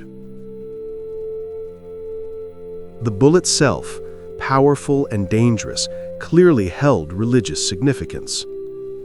Stylized bull's horns, called horns of consecration, appear as architectural elements on buildings, marking them as sacred spaces. Bull figurines appear in sanctuaries. Bull sacrifice appears likely, though direct evidence is limited. The bull may have been associated with male divine power, with Earth's fertility, with the destructive and creative forces of nature, or with some combination of these and other meanings now lost to us. Alongside the bull, female figures dominate Minoan religious imagery. The famous snake goddess figurines from Knossos show women, perhaps priestesses or the goddess herself, wearing elaborate tiered skirts and corset-like bodices that leave their breasts bare, holding snakes aloft in both hands. The snakes writhe in their grasp, powerful and dangerous, yet controlled, suggesting mastery over natural forces or mediation between human and divine realms. Other female figures appear in frescoes and figurines, often leading processions, presiding over rituals, or standing in poses suggesting authority and power.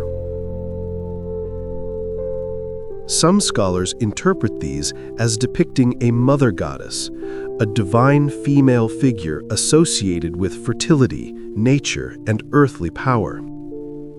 Others argue they show human priestesses rather than the goddess herself, or that Minoan religion included multiple female deities rather than a single mother goddess. The truth probably includes elements of both interpretations. Female divine figures clearly held central importance in Minoan religion. Whether this represents monotheistic goddess worship, polytheistic religion with multiple goddesses, or something in between, the prominence of female religious imagery is undeniable and marks another way the Minoans differed from neighboring cultures where male gods and male religious authorities typically dominated. The peak sanctuaries add another dimension to understanding Minoan religion. Archaeological surveys have identified numerous small shrines on mountain peaks across Crete. These modest structures, often just low walls marking enclosed spaces, contain offerings deposited by worshippers who climbed the mountains to present them: clay figurines of humans and animals, stone and pottery vessels, sometimes bronze objects. These mountain shrines suggest nature worship, veneration of earth and sky, religious practice that took believers out of built environments into wild places where they could encounter the divine more directly. The effort required to reach these remote peaks, the exposure to weather and landscape, the isolation from human settlement, all suggest religious practices that valued direct experience of natural power rather than mediated encounter through elaborate temples and professional priesthood. Caves also served as sacred spaces. Numerous caves across Crete show evidence of ritual use: offerings deposited, sometimes altars or platforms built, traces of ceremonies performed in the earth's womb-like darkness. Cave worship connects to chthonic deities, to the underworld powers, to the mysterious forces dwelling beneath the surface. The combination of peak sanctuaries reaching toward sky and cave sanctuaries descending into earth suggests Minoan religion encompassed both celestial and chthonic dimensions, honoring powers above and below. The palace complexes themselves functioned as religious centers, though precisely how remains debated. Certain spaces are clearly ritual in purpose. The throne room at Croesus with its purification basin, various lustral basins found in palaces and wealthy houses, elaborate staircases and processional ways that suggest ceremonial use. The palaces may have been where religious authority resided, where the most important ceremonies occurred, where divine and human realms most directly touched. Some scholars propose that the palaces were ruled by priest-kings or priestess-queens, who derived authority primarily from religious rather than military or political power. The absence of overt military imagery and the prominence of ritual scenes in palace art support this interpretation. The elaborate storage and redistribution systems might have operated partly as religious functions, collecting and distributing offerings, supporting festivals and ceremonies, maintaining the personnel required for complex ritual life. The religious calendar probably structured the entire year. Agricultural societies organized time around planting and harvest, and religious festivals mark these crucial transitions. The Minoans likely celebrated spring blooming, summer fruiting, autumn harvest, winter dormancy, each season bringing its appropriate ceremonies. Bull leaping might have occurred during specific festivals. Processions to peak sanctuaries might have followed annual schedules. Religious time would have given pattern and meaning to natural cycles. One particularly intriguing aspect of Minoan religious life is the apparent absence of temple buildings in the conventional sense. Unlike the massive temples of Egypt or Mesopotamia, structures whose sole purpose was housing a deity and facilitating cult worship, the Minoans seem to have integrated religious spaces into their palaces and daily life. There are shrine rooms, but not independent temple complexes on the scale found elsewhere. This integration of sacred and secular, or rather the blurred boundary between them, suggests a worldview where divinity permeated existence rather than being cordoned off in designated holy spaces. Religion wasn't something that happened only in temples or only during special occasions, but was woven into daily life, present in the decorated walls of homes, in the ceremonial nature of bull leaping, in the processions along roads, in the simple act of pouring offerings at a household shrine. This permeation of daily life with sacred awareness parallels descriptions of elven spirituality in Tolkien's work. Elves don't have temples in the sense that men do. Their sacred spaces are natural. Seren Amroth in Lothlorien, a green hill with white trees. Their worship happens through living in harmony with creation, through the art and craft that celebrates beauty, through their songs that honor the Valar and creation itself. For elves, the sacred isn't separate from the ordinary, but is found within it. An elven craftsman shaping wood or forging metal isn't engaged in merely practical activity, but in something spiritual, finding and expressing divine beauty in material form. An elven singer creating music participates in the great music that brought the world into being. Everything can be sacred when approached with proper awareness and skill. The Minoans seem to held similar views, though we must be cautious about reading too much into the absence of obvious temple structures. But the evidence of religion integrated into palace life, of sacred symbols appearing in domestic contexts, of ritual and art blending seamlessly together, all suggest a people for whom religion wasn't compartmentalized, but permeated their understanding of life. The gender dynamics of Minoan religion deserve further attention. The prominence of female religious imagery is striking and unusual for the Bronze Age world. If Minoan religion was indeed centered on goddess worship or featured important female deities, if priestesses wielded significant religious authority, this would have given women status and power unavailable in most contemporary societies. Religious authority often translates to social and political power. In cultures where priests mediate between human and divine realms, priesthood means influence over governance, economics, and social organization. If Minoan women held major religious roles, this suggests they also influenced how society functioned more broadly, that their voices mattered in decision-making, that they weren't relegated to purely domestic or subordinate positions. The snake goddess figurines show women commanding dangerous natural forces. Snakes, powerful and deadly, submit to the goddess's control. This imagery suggests female power over nature, ability to channel and direct forces that threaten mere humans.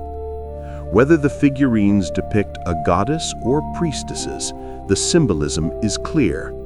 Female authority includes command over life's most fundamental and dangerous aspects. Some scholars have interpreted Minoan religion as preserving older, possibly Neolithic patterns of goddess worship that elsewhere in the Mediterranean and Near East were supplanted by male-dominated pantheons. The theory suggests that as Bronze Age societies became more militaristic and hierarchical, male warrior gods and kings rose to prominence, diminishing female religious authority. But on Crete, the argument goes, geographic isolation and maritime orientation allowed older patterns to persist longer.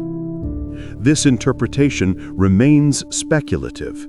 We simply don't know enough about Minoan beliefs to confirm or refute it definitively.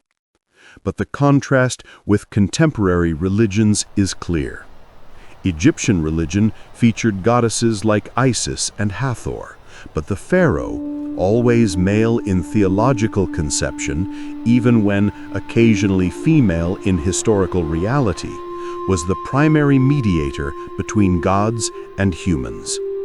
Mesopotamian religion included goddesses, but male gods like Marduk and Enlil dominated the major cult centers. Mycenaean religion, as it would later develop, featured male sky father Zeus as supreme deity. The Minoans, based on their art and archaeology, either worshipped female divinity primarily or, at minimum, granted female religious figures prominence and authority, unusual for their time and place. This religious orientation would have profound social implications, shaping gender relations, authority structures, and cultural values in ways that distinguished them sharply from their neighbors. The ritual use of nature also marks Minoan religion as distinctive. The peak sanctuaries, cave worship, and the abundant natural imagery in religious art all suggest a culture that found the sacred in mountains, caves, springs, and groves, rather than exclusively in built structures. Nature itself was sacred space, worthy of pilgrimage and offering, populated by divine presence. This nature-oriented spirituality again parallels elven religion in Tolkien's mythology. Elves perceive spirits in all things, in trees, in waters, in wind and stone.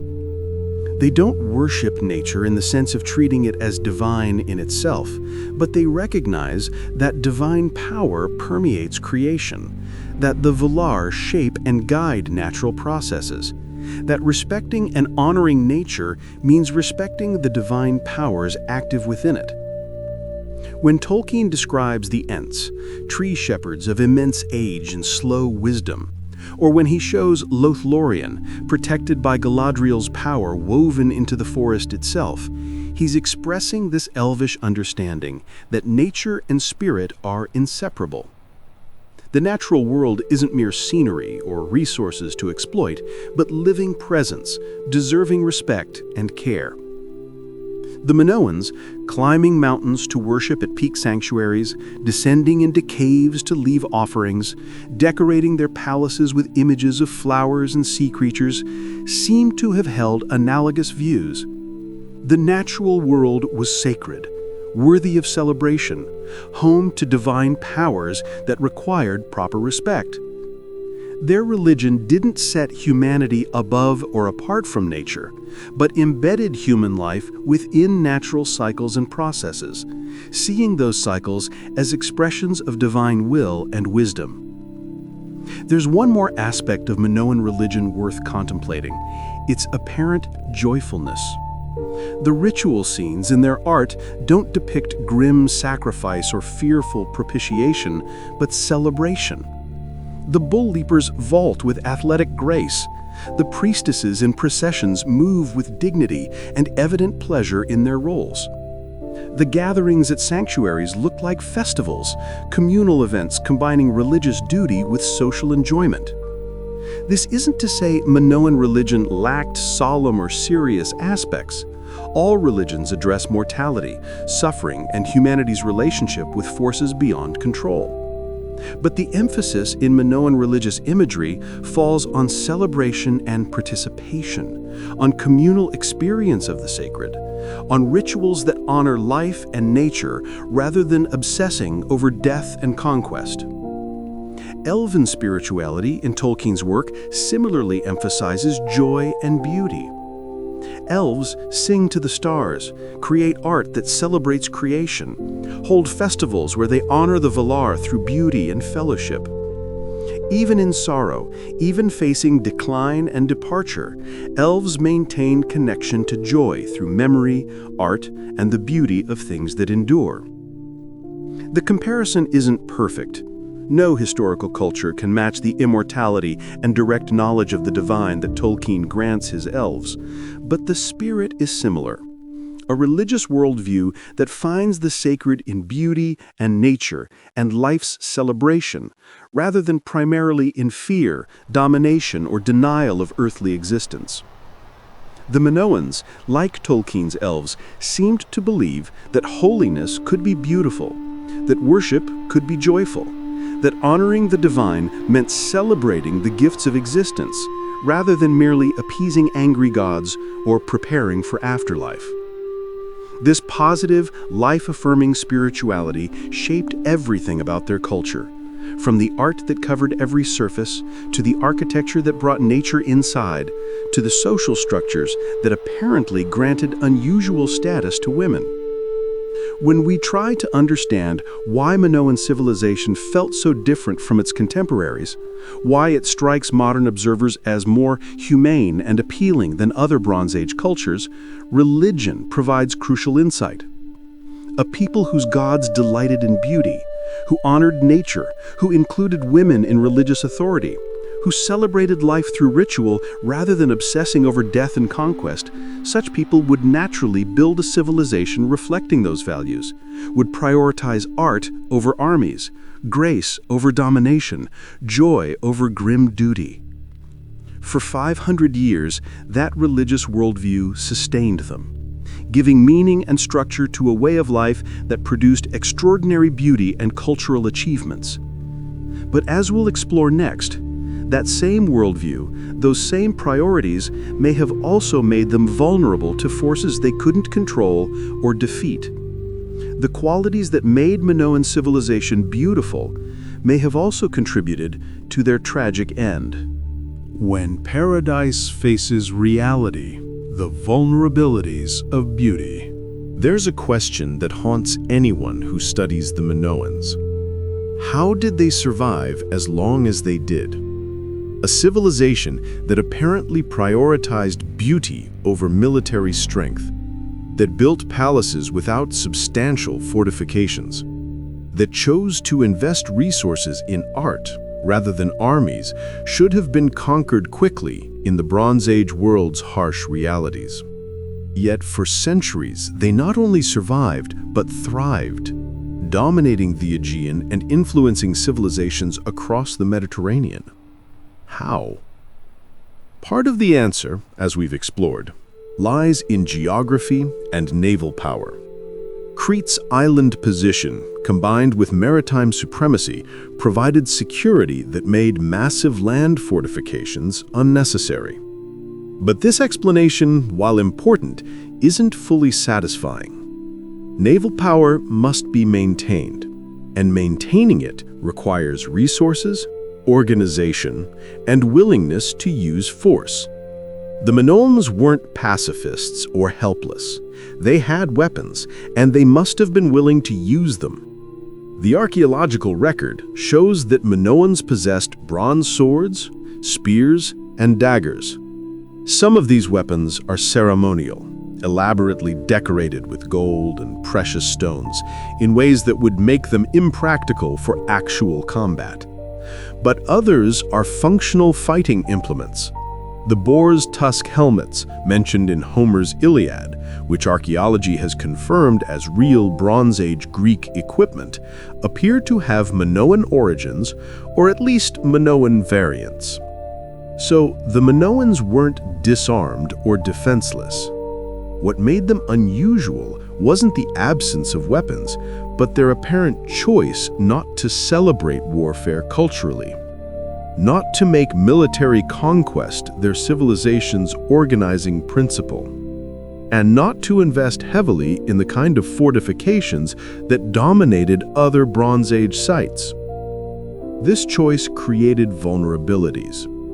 A culture that doesn't emphasize military values, that doesn't constantly train its population for war, that doesn't maintain large standing armies, will struggle if faced with an enemy that has made war its primary concern.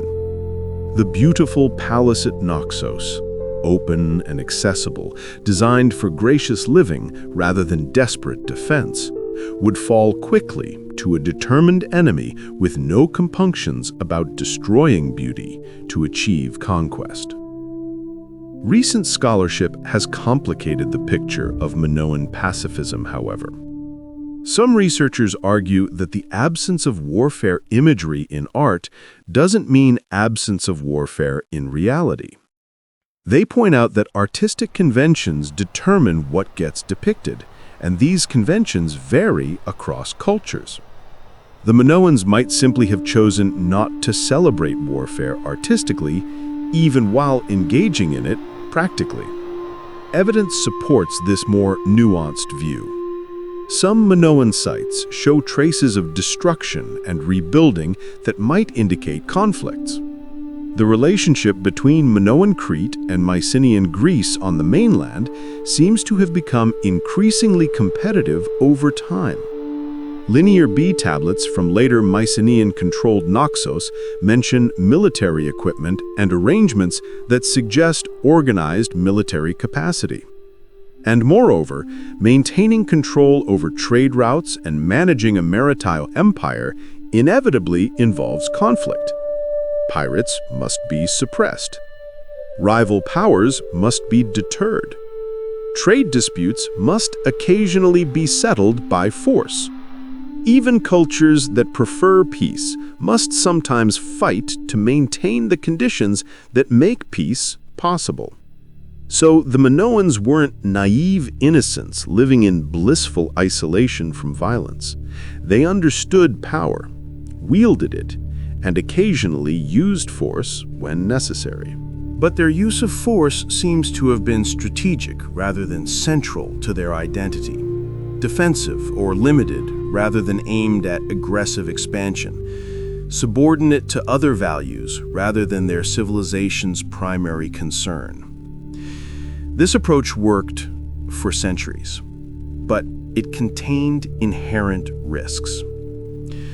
A civilization that de-emphasizes military values, even while maintaining necessary military capability, will struggle to mobilize quickly when facing existential threats. The population won't have military training and warrior ethos ingrained from childhood. The economy won't be organized primarily around supporting military forces. The leaders won't necessarily think first in military strategic terms when crises emerge. The parallel to Tolkien's Elves is, again, illuminating. The Elves are mighty warriors when they choose to be, capable of great martial deeds. But warfare isn't their natural state or preference. They build beautiful realms like Rivendell and Lothlorien, places of art and music and growing things, not fortresses bristling with weapons. When threats emerge, they respond.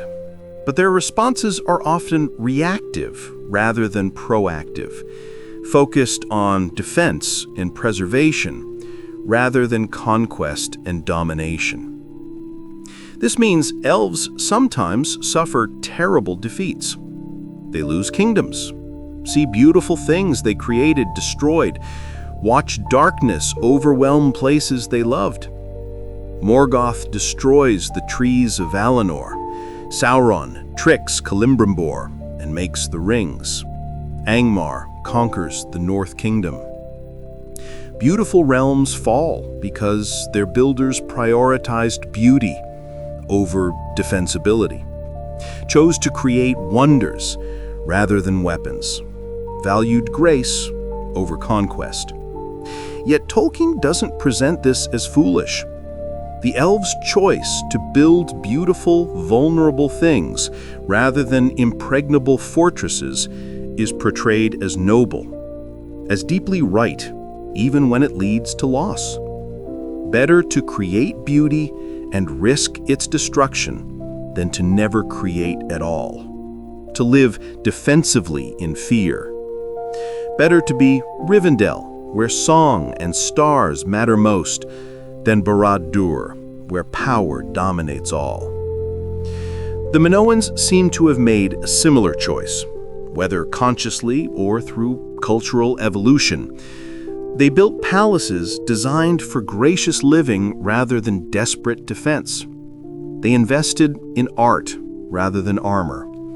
They created a civilization centered on beauty, knowing or not knowing that this made them vulnerable, that beauty can be destroyed more easily than it can be created. This choice had consequences. Around 1450 BCE, catastrophe struck Minoan civilization. What exactly happened remains debated, and we'll explore the evidence shortly. But the broad outlines are clear. Minoan civilization collapsed. The palaces were destroyed or abandoned, and Mycenaean Greeks from the mainland became the dominant power in the Aegean. The culture that had flourished for 1,500 years essentially ended. Various factors contributed to this collapse. Natural disasters, particularly the catastrophic eruption of Thera around 1600 BCE, weakened Minoan power. Economic disruptions rippled across the Mediterranean as trade networks collapsed. Internal problems, perhaps political instability or social strife, may have undermined cohesion. And finally, military conquest by more warlike neighbors, particularly the Mycenaeans, finished what natural disasters and economic crisis had begun. The question that haunts reflection on this collapse is whether different choices might have prevented it. If the Minoans had prioritized military strength over beauty, built massive fortifications, organized their society primarily around warfare, could they have survived? Perhaps. But what would survive still be recognizably Minoan? If they had become as militaristic and hierarchical as the Mycenaeans who conquered them, they might have endured. But they wouldn't have been the civilization that built those extraordinary palaces, painted those joyful frescoes, created that distinctive culture we find so appealing. This is the tragic irony of choosing beauty. The very qualities that make something beautiful often make it fragile. A flower is beautiful partly because it blooms briefly and can be destroyed by a careless hand. A vase is lovely partly because it can shatter.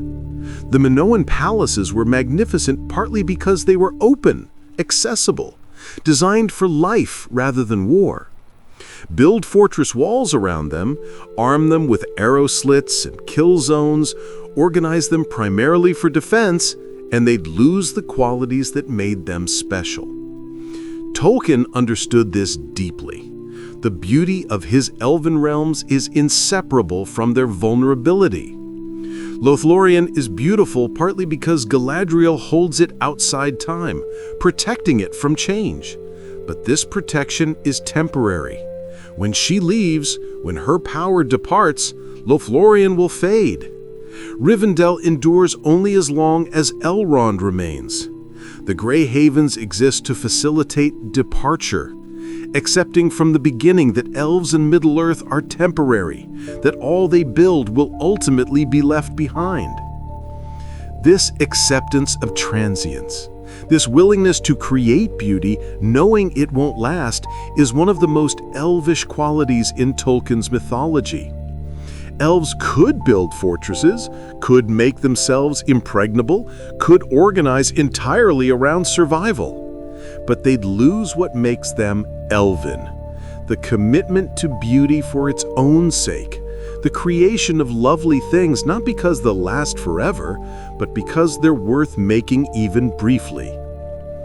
The Minoans, facing the harsh realities of Bronze Age geopolitics, made choices that prioritized the same values. For 1,500 years, those choices worked, allowing them to create a civilization of remarkable beauty and cultural achievement. When their choices finally led to catastrophe, when beauty proved insufficient defense against determined enemies and natural disasters, something irreplaceable was lost. But was the loss a failure, or was the attempt itself a success? The Minoans proved that another way was possible, that civilization could be organized around different values, that beauty and grace could flourish for centuries even in a violent world. Yes, it ended. Everything ends. But for a time, for a miraculous period of human history, people on an island in the Mediterranean built paradise, or something as close to paradise as Bronze Age humanity ever achieved. And when we study their ruins, when we stand in the restored throne room at Cresnos, or gaze at the dolphin fresco in the museum, when we hold Minoan pottery in our hands and marvel at the skill and beauty still evident after 3,600 years, we're not looking at failure. We're looking at achievement, at what humans can create when they choose beauty over brutality, when they prioritize art over armies, when they dare to build vulnerable, lovely things in a dangerous world. Now we must confront what brought it all crashing down, the catastrophes that ended Minoan civilization and left only ruins and questions behind. The day the world drowned. Fire, water, and the end of everything. Imagine standing on Santorini in 1600 BCE. The island rises from the Aegean, round and mountainous, green with vegetation, dotted with settlements. The town of Akrotiri on the southern coast is prosperous, its multi-story buildings filled with beautiful frescoes, its inhabitants going about their daily business, trading, crafting, worshiping, raising children, living the good life that Minoan civilization has created. Then the earthquakes begin. Not a single shock, but a series, growing stronger over days or weeks. Buildings crack. Walls split. People flee into the streets as their homes become death traps. The earthquakes are warning, though the people might not recognize it. Beneath the island, magma is rising, pressure building, forces accumulating that will soon be unleashed with devastating violence. And then, perhaps with little additional warning, perhaps only hours or minutes before the main event, the mountain explodes. The entire central cone of the island erupts with force comparable to hundreds of nuclear weapons, ejecting cubic miles of rock, ash, and pumice into the atmosphere. The eruption column rises tens of miles into the sky, visible across the entire eastern Mediterranean. Ash begins to fall, blanketing everything in darkness. But that's only the beginning. As magma erupts from the chamber beneath the island, the overlying rock loses support and collapses inward. Where a mountain once stood, the sea rushes in, filling the void, creating the massive caldera that defines Santorini today. The interaction of cold seawater with molten magma generates enormous explosions, hurling more material into the air, creating pyroclastic flows that race across the collapsing land faster than any living thing can flee. And as billions of tons of rock disappear into the sea, the displaced water has to go somewhere. Tsunamis radiate outward in all directions, waves tens of meters high, racing across the Aegean at hundreds of miles per hour. Within minutes, these waves strike northern Crete 70 miles to the south. Coastal settlements are obliterated. Ships are thrown inland. Harbors are destroyed. The maritime infrastructure that sustained Minoan power is shattered in moments. The ashfall extends hundreds of miles. Crops are ruined across the Aegean. Water sources are contaminated. The skies darken for months as volcanic aerosols circulate in the stratosphere, cooling the climate, disrupting agriculture across the northern hemisphere. Tree ring data from distant forests shows anomalous growth patterns during this period, evidence of the eruption's global impact. This is the Thera eruption, one of the largest volcanic events in recorded history. The catastrophe that buried Crete under 40 feet of ash and may have contributed to Minoan civilization's collapse. It's a disaster of almost apocalyptic proportions, the kind of event that destroys not just individual settlements, but entire ways of life, that leaves survivors traumatized and displaced, that ripples through economies and societies for generations. But here's what makes the Thera eruption both tragic and somehow redemptive. Because it occurred, because volcanic ash buried Crete, because the site was sealed and preserved for 3,600 years, we can see what Minoan life was like at its height. The very disaster that helped destroy their civilization also preserved evidence of its beauty, its sophistication, its remarkable achievements. Walking through excavated Crete today, you can see the town as it existed in its final days. Multi-story buildings stand several stories high, their walls still bearing vibrant frescoes. Storage jars remain in place, still containing the goods they once held.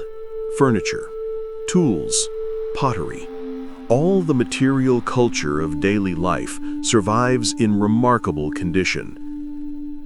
It's Pompeii of the Bronze Age, a moment frozen in time, a window into a lost world.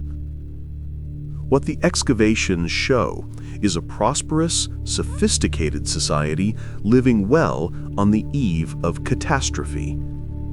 The buildings are well constructed, with advanced plumbing. The frescoes are exquisite, showing the spring frescoes' flowering hillside, ships sailing between ports, young boxers sparring, antelopes in impossible poses. The pottery is beautiful and varied.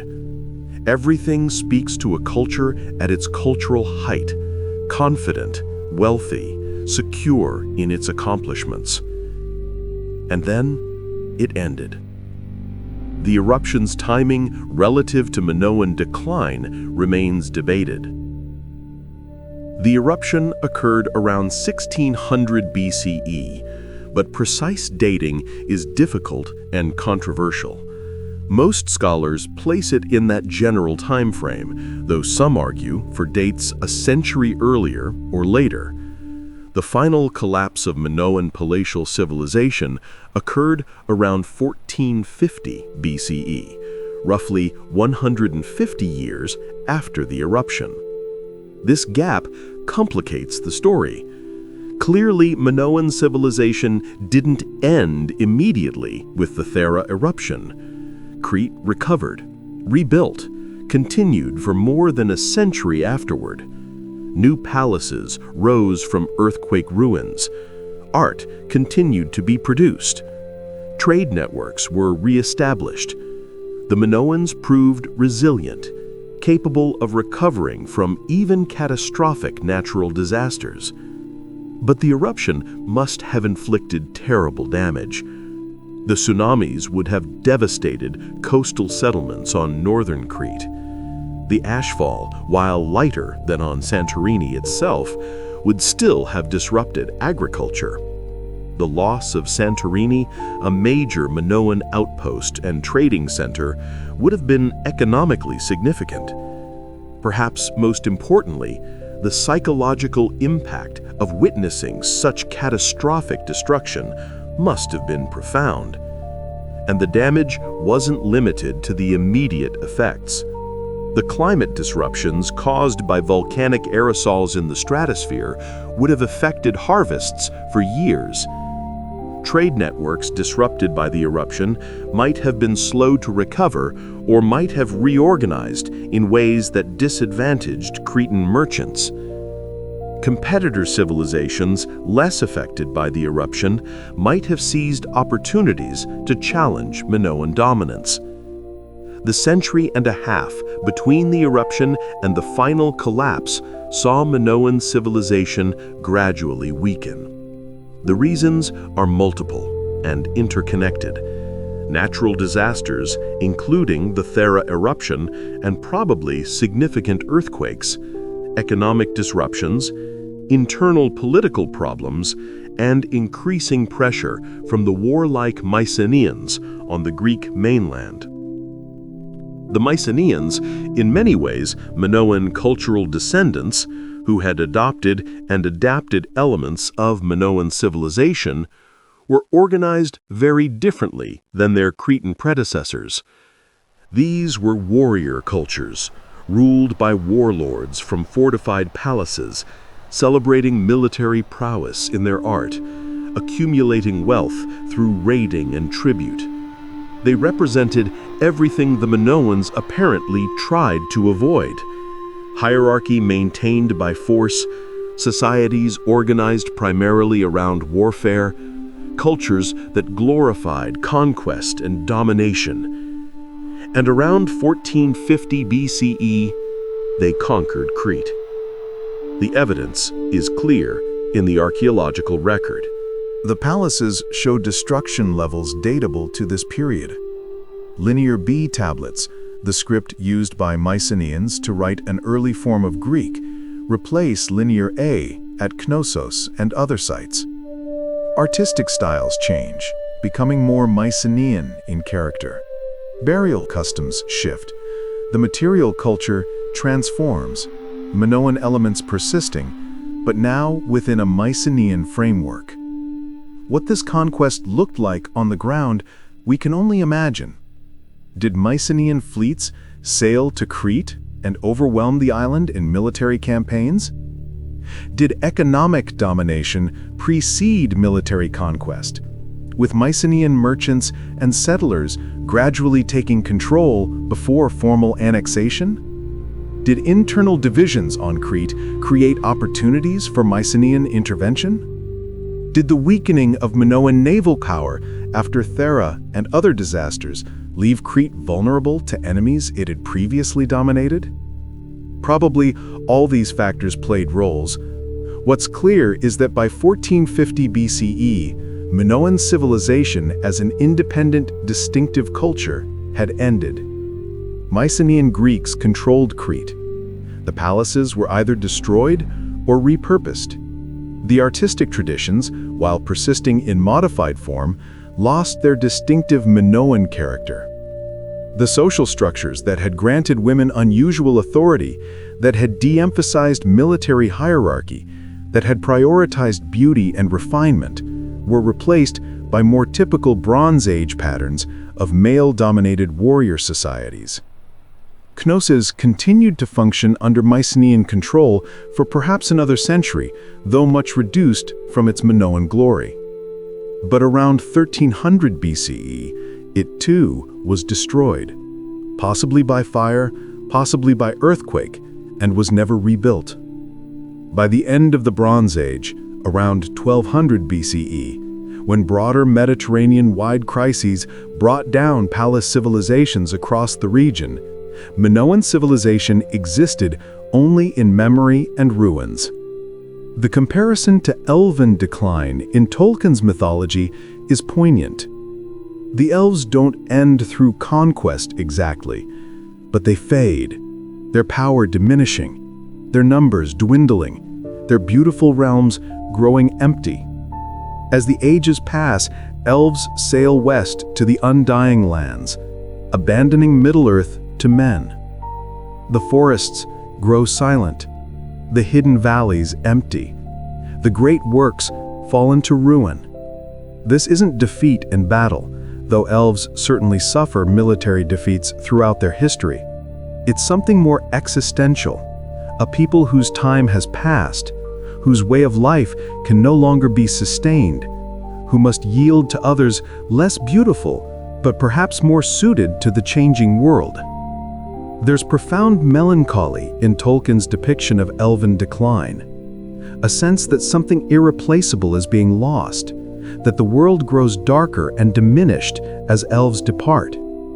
The end of Minoan civilization carries similar weight. When the palaces burned, when the frescoes were buried under ash and rubble, when the distinctive artistic traditions ceased, something irreplaceable was lost. The Bronze Age world continued without them. The Mycenaeans built their own civilization, impressive in its way. Later, classical Greece would create philosophy, democracy, drama, and achievements that shaped Western civilization for millennia. But none of them were Minoan. None built palaces without walls, painted dolphins with such joy, granted women such religious authority, organized society around beauty rather than warfare. The Minoans proved that such a civilization was possible, and then they were gone, leaving only ruins and questions. The tragedy isn't that they fell. All civilizations fall eventually, but that what they represented, the values they embodied, didn't survive them. The Mycenaeans who conquered Crete didn't adopt Minoan priorities. They took Minoan artistic techniques and some cultural elements, but organized society according to their own martial values. Beauty became ornament rather than organizing principle. Art served power rather than being valued for itself. This is what makes Minoan collapse genuinely tragic rather than merely sad. It wasn't just a people who disappeared, but a possibility, a demonstration that civilization could be built on different foundations, that beauty and grace could sustain complex societies, that humanity didn't have to choose militarism and hierarchy. The Minoans showed an alternative, and then that alternative was lost. Yet something did survive. The art remains, still beautiful after 3,600 years. The palace ruins still inspire awe.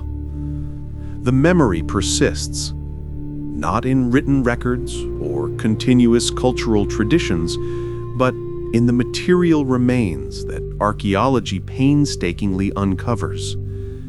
Every fresco preserved, every pottery shard reassembled, every architectural detail documented, adds to our understanding of what the Minoans achieved. And perhaps most importantly, the Minoans left inspiration. When Arthur Evans excavated Naxos, when later archaeologists uncovered Akrotiri, when scholars pieced together what Minoan civilization was like, they gave the modern world a gift. Proof that humans had once chosen differently, had built beauty rather than fortresses, had prioritized grace over conquest, had created a civilization that still moves us millennia after its destruction. That proof matters. In an age when we face our own catastrophes, when we must choose what kind of world to build, the Minoan example reminds us that alternatives exist, that the seemingly obvious choices aren't the only choices, that beauty and refinement aren't mere luxuries, but possible foundations for lasting civilizations. Yes, the Minoans fell, but they rose first, higher and more beautifully than we might have thought possible. And in their rising, they left us a legacy more valuable than any empire. The knowledge that humans can build paradise, if only temporarily. If we have the courage to choose beauty over brutality, grace over domination, art over armor. Closing. The legacy of choosing beauty. As we reach the end of our journey through Minoan civilization, standing here among ruins and frescoes, pottery shards and palace walls, a question naturally emerges. What does this ancient culture have to teach us? Why does it matter that 3,600 years ago, people on a Mediterranean island built something that felt elvish, that prioritized beauty and grace, that chose art over armies? The answer begins with recognition that human societies make choices, conscious or unconscious, about what matters most. These choices shape everything: architecture, art, social structures, how resources are allocated, what gets celebrated and what gets condemned. Different choices create different civilizations, different ways of being human. Most Bronze Age societies chose hierarchy, military power, and territorial conquest as organizing principles. The pharaohs built pyramids proclaiming their divine authority. The Mycenaeans constructed massive fortifications and celebrated warrior prowess. These choices worked in their contexts, creating impressive civilizations that shaped history. But the Minoans chose differently. They built palaces designed for gracious living rather than desperate defense. They covered every available surface with art celebrating nature and life. They apparently granted women authority unusual for their time. They organized economically around trade rather than tribute. They proved that other choices were possible, that different priorities could sustain civilization. This matters because we still face these choices. How we allocate resources, what we celebrate in our culture, what we teach our children about what matters most, these aren't predetermined. We choose, individually and collectively, what kind of civilization to build. The Minoan example reminds us that prioritizing beauty isn't naive or impractical, but a legitimate choice that can work, at least for a time. The comparison to Tolkien's Elves illuminates this lesson. When Tolkien created the Elves, he wasn't just inventing a fantasy race, but exploring a philosophical question. What would beings look like who genuinely valued beauty, craft, and wisdom above power and domination? How would they organize society? What would they build? How would they relate to each other and to nature? His answer was the Elves, people who create beautiful things because beauty matters intrinsically, who sing to the stars, who craft exquisite objects, not for profit or status, but from love of craft itself, who build realms like Rivendell and Lothlorien, where art and nature interweave seamlessly. These aren't weak people. They're capable of great deeds when necessary, but their greatness comes from wisdom, skill, and commitment to beauty, rather than from domination. And remarkably, the Minoans approximated this ideal in actual history. They weren't immortal or magical, but they built a civilization reflecting similar values.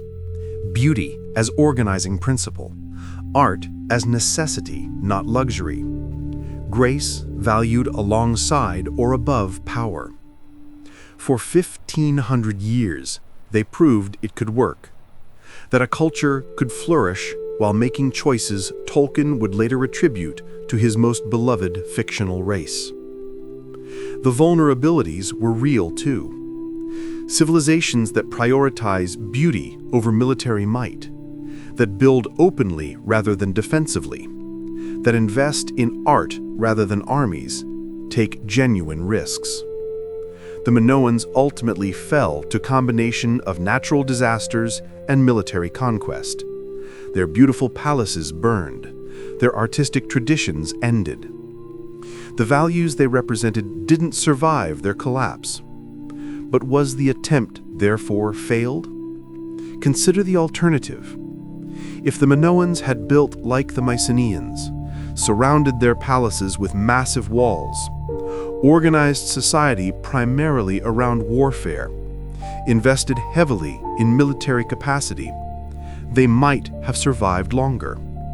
But would what survived still be Minoan in any meaningful sense? The very adaptations that might have saved them would have destroyed what made them worth saving. Tolkien grappled with similar questions. His elves could make themselves impregnable, could build fortresses and armies capable of dominating Middle-earth. But in doing so, they'd become something else, something less elvish. Better to build beauty, knowing it won't last, than to sacrifice beauty for mere survival. Better to create Rivendell, vulnerable but lovely, than to never create it at all from fear of loss. The Minoans seem to have lived by similar principles, whether consciously or through cultural evolution. They built vulnerably beautiful things, and yes, those things were destroyed. But for half a millennium, they existed, demonstrating that humans could live differently, could organize civilization around values other than conquest and domination, could create spaces where beauty and grace flourished. That demonstration matters. In our own age, when we face ecological catastrophe, social divisions, and questions about what kind of future to build, the Minoan example offers perspective. They remind us that the choices that seem necessary, the prioritization of economic growth and military power, the assumption that human life must be organized competitively and hierarchically, these aren't inevitable, but are choices, and different choices remain possible. Choosing beauty doesn't mean naivety or helplessness. The Minoans weren't passive victims, but active participants in Bronze Age Mediterranean politics, successful enough to dominate their region for centuries. But they succeeded differently, emphasizing different capabilities, achieving power through maritime dominance and cultural influence, rather than through territorial conquest and military intimidation. Their approach worked until it didn't, until circumstances shifted and their vulnerabilities became fatal, but all approaches eventually fail. All civilizations fall. The Mycenaeans, who conquered the Minoans, themselves collapsed within a few centuries. The Egyptian New Kingdom, that contemporary with Minoan civilization, eventually ended. Rome, the greatest military power the ancient Mediterranean would see, fell. Nothing lasts. Given that everything ends, the relevant question isn't which civilizations survived longest, but which created lives worth living while they lasted. And by that measure, the Minoans achieved something extraordinary. They built palaces that are still beautiful, created art that still moves us, demonstrated values that still inspire us. 3,600 years after their collapse, we're still talking about them, still studying them, still finding in their ruins something precious and instructive. The same is true of Tolkien's Elves. They know they're fading, that their time in Middle-earth is ending, that everything they build will eventually be left behind. Yet, they keep building, keep creating beauty, keep singing to the stars.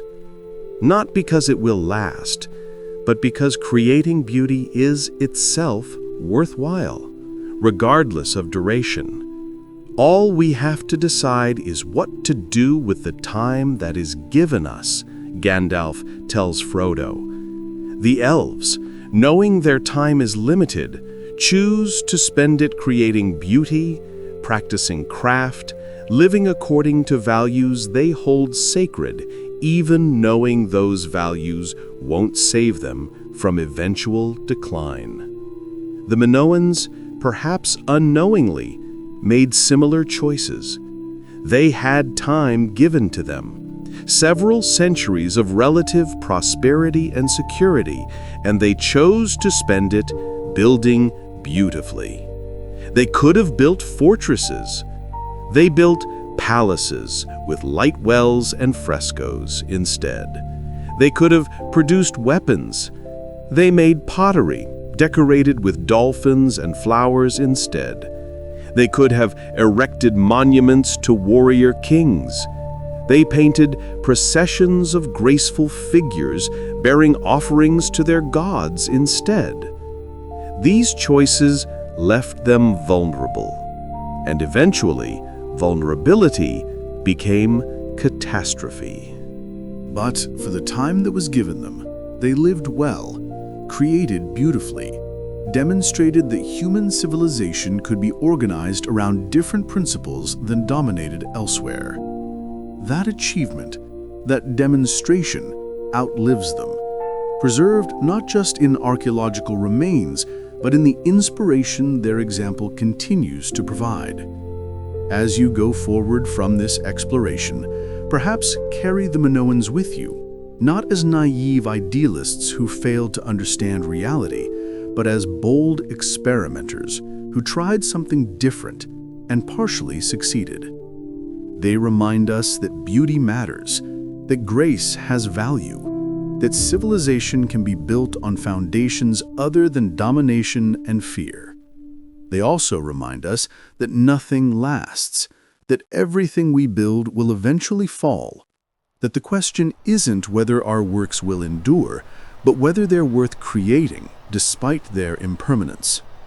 The Minoan palaces fell, but the act of building them, of creating spaces dedicated to gracious living, of proving that humans could choose beauty over brutality, that act has worth independent of outcomes.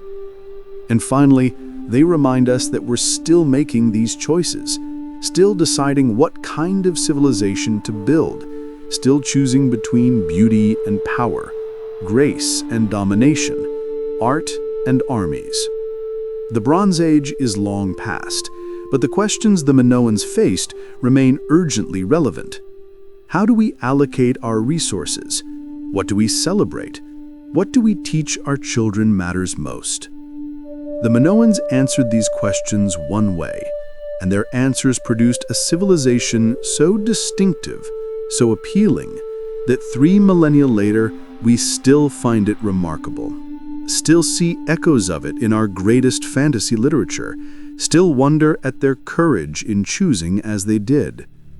They were history's real-life elves, not because Tolkien drew from them directly, but because they embodied values he would later celebrate in his most beloved creation. They built beautifully. They lived gracefully. They demonstrated that another way was possible. And though they fell, though their paradise was destroyed, they left behind proof that humans had once chosen differently, had created something rare and precious, had built a civilization worth remembering. That's their gift to us, not answers, but possibilities, not solutions, but inspiration, not certainty, but hope that we too might choose beauty, might build gracefully, might create something worth preserving, even knowing nothing lasts forever.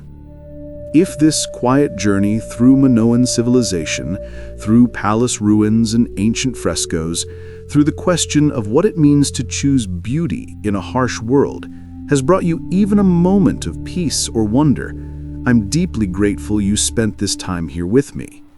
A gentle like or soft tap on subscribe means more than you can imagine, keeping these explorations alive, allowing me to continue seeking beauty and wisdom in forgotten corners of history. And please, if you're willing, share in the comments, where are you right now? What time is it in your corner of the world? And if you could build a civilization, what would you prioritize? Beauty or security? Grace or power? Art or armies? Your thoughts, your presence, even your silence, they're all gifts, small lights in the darkness that guide me forward. Until next time, may you walk gently through whatever ruins you inhabit, whatever dreams have crumbled, whatever plans have fallen. May you build beautifully in the time you're given, knowing nothing lasts but that the building still matters. And may you sometimes pause, in quiet moments, to remember that once, long ago, people chose beauty over fear, grace over domination, and created something so lovely that it echoes still across millennia, whispering that another way is possible, that humans can build paradise, if only briefly, if we dare to choose it. Sleep well, dear wanderer. Tomorrow, you might create something beautiful, or you might not. Either way, the Minoans remind us that the attempt itself has worth, that choosing beauty is itself a kind of victory, that building gracefully, even in a harsh world, is perhaps the most human, most elvish, most noble thing we can do. Good night.